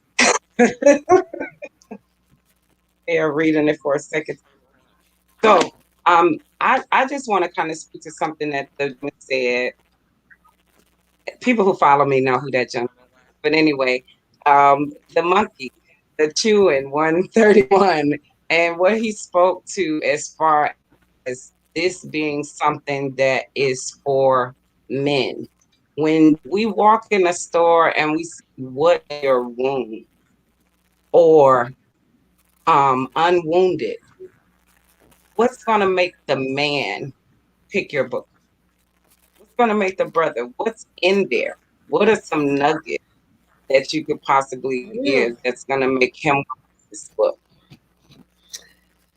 Well, I mean, I don't want to sound like, it's just the whole book. Now, let me say, I'm just saying, it's kind of dope. If I must say so myself, it's kind of dope. we're really the work, okay? The analysis, okay, like, so for example, in Unwounded, one of the first things I do is put out who we really are. Like when I'm talking about changing our mindset about who we are and what we came here for, I put that first. Okay, not that we got problems and we got issues and we got this and we got, all of our isms. I don't put all our laundry out first. I put in this, that we are the divine union. Okay, the universal universe and the divine feminine, all of that first. Okay, now, and then I ask the question of, how do we get there? What's stopping us? What are the obstacles? Okay, and then we break down the obstacles and then we talk about solutions. And so it is all kind of brought through. There are exercises, particularly in the What's in Your Womb book. There are lots and lots of exercises where you go through and you analyze those things, okay, so that you can, for not just for the purpose of analyzing them, so you can get rid of them and move on to the next level. You literally get to design your deity, okay? And if you have no idea of what that looks like, we even give examples we give examples from the Bible, from the Quran. We give examples from the Neteru, the Orisha. Okay, so you can kind of you can look at those and kind of determine what it is that how you look, or how you are going to become the divine feminine, and what form that looks like. So there are, so that's just a little bit. That's just a little something about what's in those books that are leading the men through feeling this way, because it's there are nuggets in there. It says What's in Your Womb, it says Unwounded, but there's so much for everybody. Like, you will go through there and you'll see, specific things about the womb, but you will see specific things about us as beings in there, as divine entities, and how we shift through these isms that we have. So that's my own book promo. If I had to do one. Okay, thank you. That's what's up. Because it's important. I know when we're talking about what's in the womb, people instantly go to thinking about this is something about women. So I want to keep reiterating that this was really a conversation for the men. And we want the men to understand that, there's information out here for us all. It creates balance, and it's not by accident that the woman who wrote a book that would speak to that name is Ma'at, which speaks to balance. creating balance.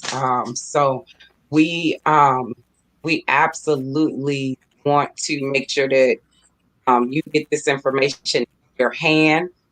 Book in your hand. There are a few ways that the people can get this book, and I'm going to share it. But you are in a few places that they can hear you speak more about this topic. I know one place that they can hear you speak. They can absolutely get your book as well. Speak on that a little bit. Okay, so one is Perhaps. melanated. Oh, is it? I think there's a delay again.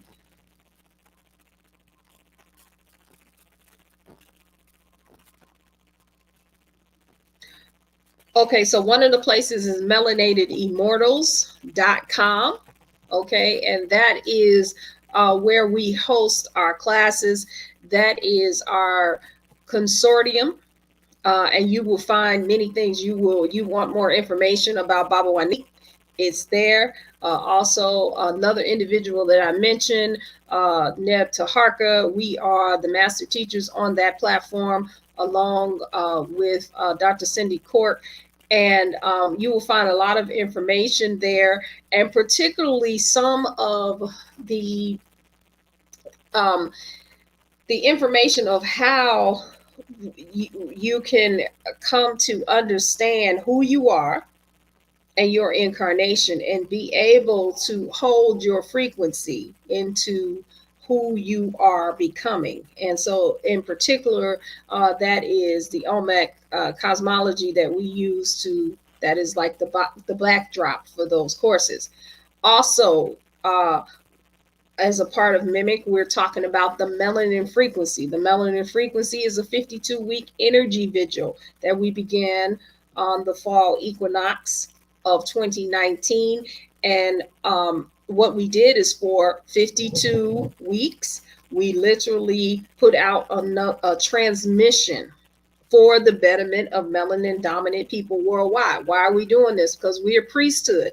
And what we have seen is that you have a group, you got Tibetan monks, you got Buddhist monks, and they pray all day long for world peace and health and,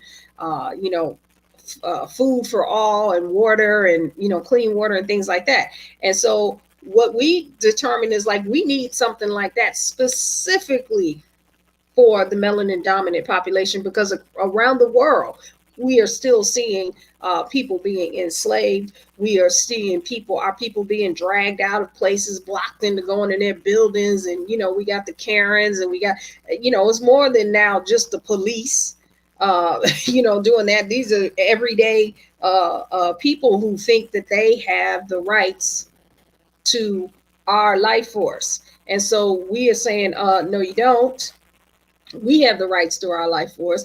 And so we're going to put out a frequency that determines our own legacy. All right. So we're nobody's victims here. All right. So that's the melanin frequency.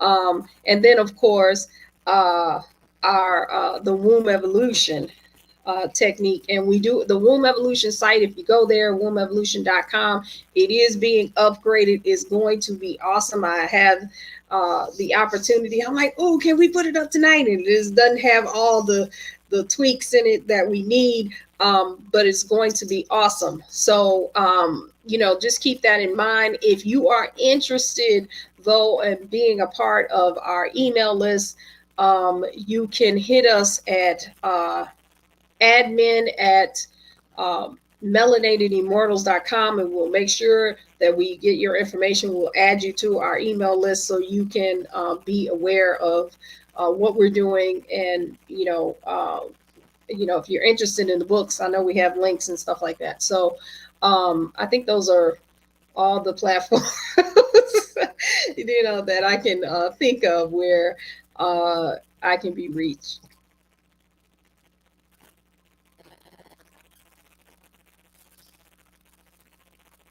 Yes, and you actually spoke about, you mentioned, I wanted to make sure people were able to get on those platforms, and go ahead and get your book now, because there are a couple of things that you need to know. she is offering to do some personally autographed books. You can get both of her books right now. 2 books for $25. Find those to you for you. But it will take about 4 to 6 weeks to get those books. So we want you to go ahead and order that book right now. Go ahead, take a few minutes, go order the book right now. Wait. Okay, no, we're not. But go order the book. Like seriously, go order the book. We're gonna put the information up here for you to be able to get the ebook if you want to have it tonight, because you cannot wait. You like, I need my ebook. I'm got my signed copy for her. Then I need my ebook so I can go ahead and get started on this. Then you can go to one of these links and you can get What's in Your Womb and Unwounded, Unlocking the Universal Uterus. I think they might need it in the chat. I see. I'm gonna put it there. Okay, thank you. Yeah. On that, I think you have one other. Let's see. You have one other guest that may have some insight to share. Let's see. Greetings. I'm recording this video to articulate the power of the womb evolution technique, which sounds predominantly for women or the female avatar, the divine feminine, but it's also very instrumental in the power of the divine masculine, because the masculine energy inputs intelligence, whether it be energetic or plasmatic at heart, into the female processes it and evolves it into something of greater power, which empowers both. And so this book and this technique is so instrumental to the evolution of the connection between the male and the female avatar. It is astronomical in terms of how this can advance the human species, especially the melanin dominant population. How as the human species, especially the melanin dominant. Right. So that was Baba Nev Taharka.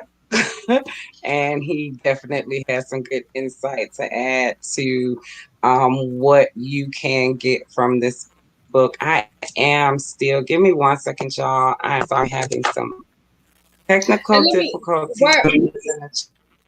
While you're doing that, may I speak on what he said? Absolutely. You know, I yield the mic to you.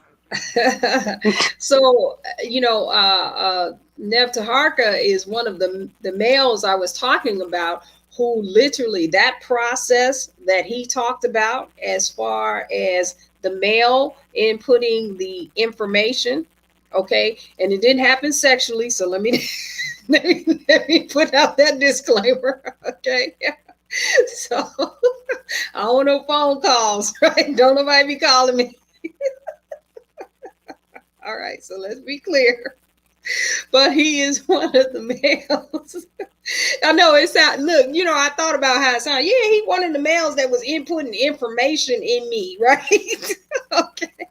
So let's just be real clear. All right. Making deposits. We making deposits, right? Oh yeah, I just be like, oh, you know what? He look like he can make a deposit. He gonna have to give it up, right? Okay. So let me be clear. And when he was able to input that information, okay, along with Baba Wanik, and I'll say I have a close relationship with Nev Taharka. We literally go back and forth on how once it's deposited, once I get it, and like he said, evolve the information, and it comes back with that power that can be used for everyone. Okay, so we've really been able to use this science for that and been able to see that even in a relationship that is platonic, that is available. So imagine what happens if you are experiencing this with your mate. Okay, because it doesn't have to be, you can access a womb, okay, and in that type of agreement, and it doesn't have to be a romantic relationship. It doesn't have to have that form for the information to be received and evolved into the next level. This is why we call it womb evolution. That's one of the reasons that we have, because of the interchange that he and I have had throughout the years of being able to do that. This is how we've come up with the platform of Mimic, of Melanated Immortals. Okay. And or how, well, let me say not how we came up with it, but the expansion of it and the develop what you see now, okay, has been a part of that play and that partnership that we have had, that interchange. So I just wanted to make that comment.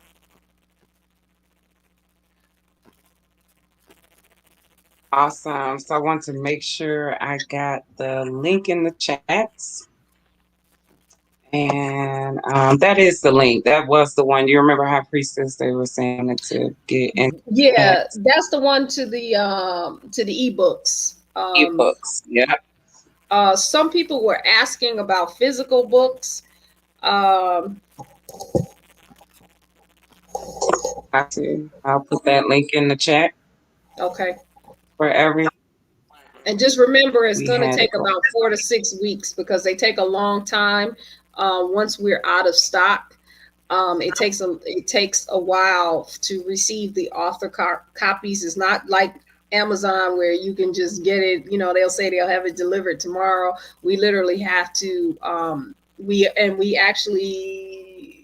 probably are out of stock as far as the physical copies. So it will take about 4 to 6 weeks. So I just want to set that expectation because sometimes the expectation is that they're going to come like right away. But I will sign each and every one of them. I have no problem doing that. And, you know, they will be handled with care and you will receive them. So. Thank you so much for that. I think, let's see, we did his, Baba came in, Baba snuck in on us. So, okay. I do have one closing question. I believe if there are no, I'm checking the chat, but I am making sure no other questions in the chat from anyone else.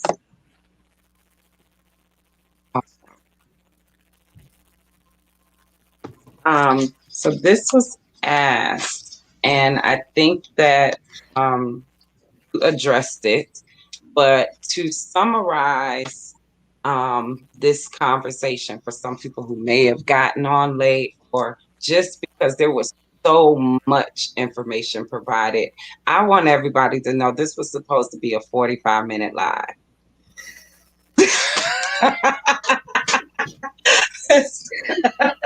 This was going to be a 40. Yeah, we knew better than that, but it was good information. I think we still have quite a few people on from the start. And I'm just grateful to everyone who is still on, who stayed tuned in for this 2 hours. I do believe High Priestess gave some great information. She snuck in a special guest with her that we were not expecting. So that was a surprise to Holistic Wellness Worldwide as well. But what I want you to do now, High Priestess, is tie it all together. I want you to tie it all together. So what's in your womb, from what's in your womb to unwounded for the men. Okay. Bring it all together for the men. Women, you get to sit back and take this information and say, this is for my brother. This is for my husband. This is for my son. This is for my cousin, male friend. I'm going to take this information and really, like, I'm saying this on purpose because we are talking to the men, because we as women do take on a lot of responsibility. And I heard that in some of the things that Barbara was saying. It's a shared energy. And so we have to all take our own responsibility. And women, we're good at that.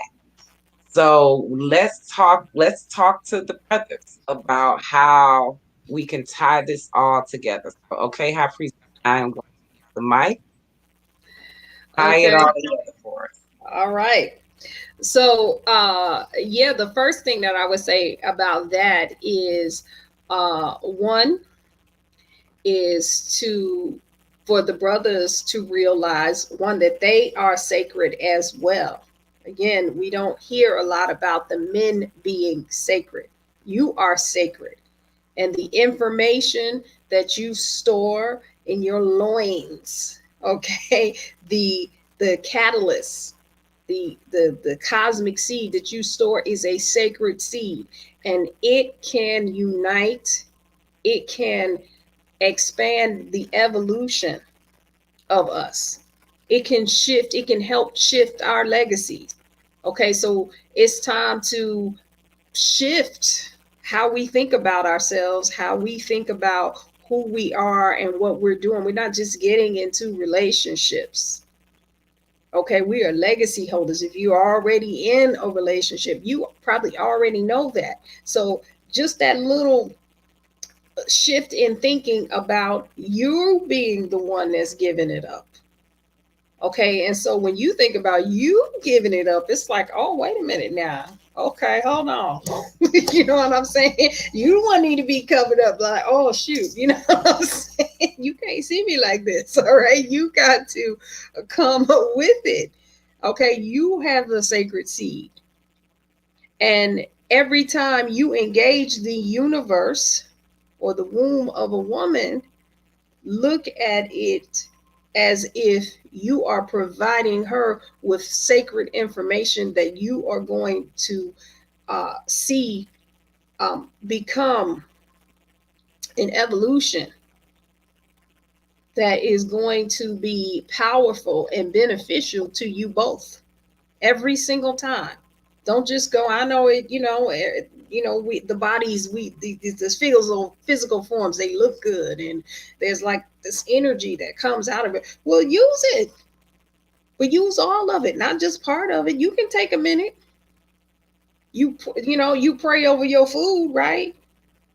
You think that's sacred. What about you?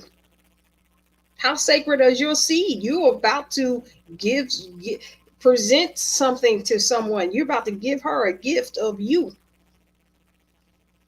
And so how do you want that to be received and accepted and allowed? You have to think about it that way. And so that, this is how we shift. This is how we evolve and we change our legacy. This is the ultimate evolution. Okay, the ultimate. So I'm going to leave it there unless there are any other questions.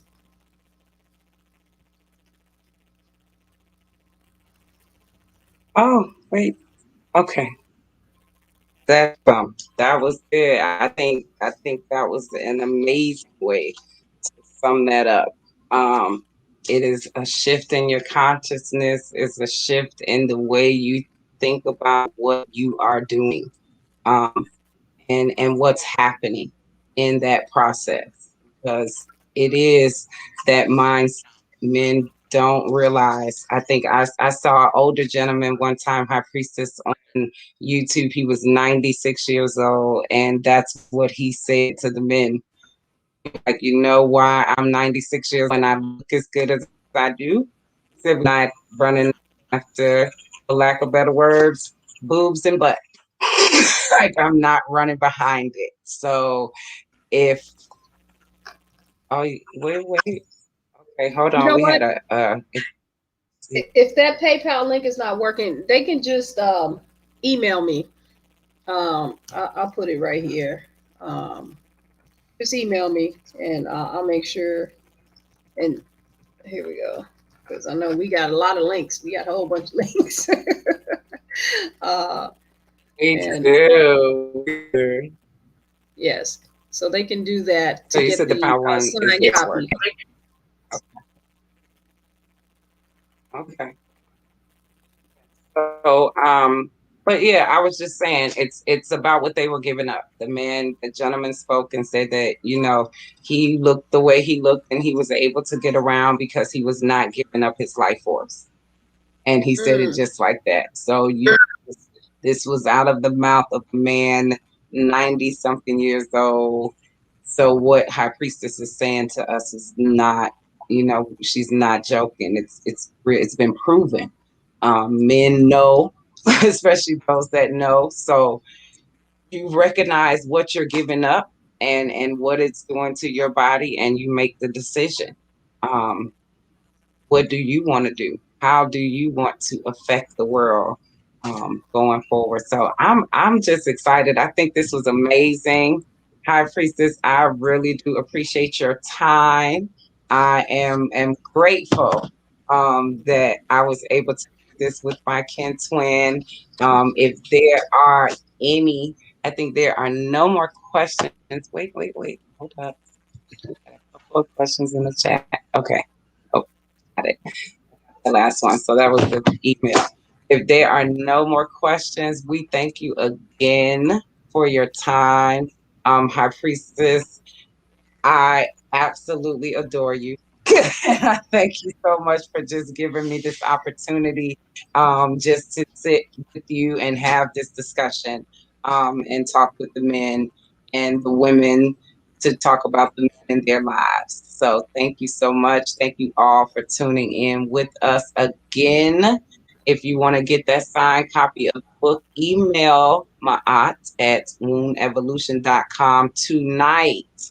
I am telling y'all, because this is just the beginning. We are about to do some book signings and she gonna be places. So we said 4 to 6 weeks. It's gonna take longer if you don't go ahead and order tonight. So go ahead and place your order tonight. Order a few for your friends. Order some for your male friends who were not able to attend. Go ahead and get you some of this information so we can start healing collectively. Again, follow her on Instagram at Womb Evolution and at Melanin Frequency and Melanated Immortals. We are everywhere, which we should be, as we should be. We are everywhere at once. So, my aunt, would you have any closing remarks? It's definitely just been my honor and my pleasure. You know, I get revved up, you know, when we do these sessions. And so I'd like to thank you for inviting me here. I'm just so thrilled and so honored and just geeked. You know, I'm over here geeked, like looking at my kin twin. I was like, ooh, that was me. Oh no, wait a minute, it's her. Oh, it's me. So, Yesterday. I know, right? That's my past. Oh, that's my music. Yes, Okay, anyway, Lord, so we got a long way to go before. Yeah. We just be acting silly. Okay, so I am very thankful, and I thank everyone. Again, you know, this is what we do. This is the priesthood. Questions, comments, or whatever you have, the email address, you have the websites. Join us. Take some classes, take some time. You know, whatever you need. We are here to shift the global consciousness of the melanin dominant population. So to that, I say, Ashe. And thank you all so much. Thank you so much, Holistic Wellness Worldwide viewers and all of High Priestess Ma'at's followers and viewers. Thank y'all so much for tuning in. This will be available to share. So those that missed it, give it a share and see it later. So in Lakesh Alakan, love and light, peace and blessings, all of those great greetings that we give to each other and salutations when we leave. Again, High Priestess, thank you so much. And we will bid you all a good night. Peace.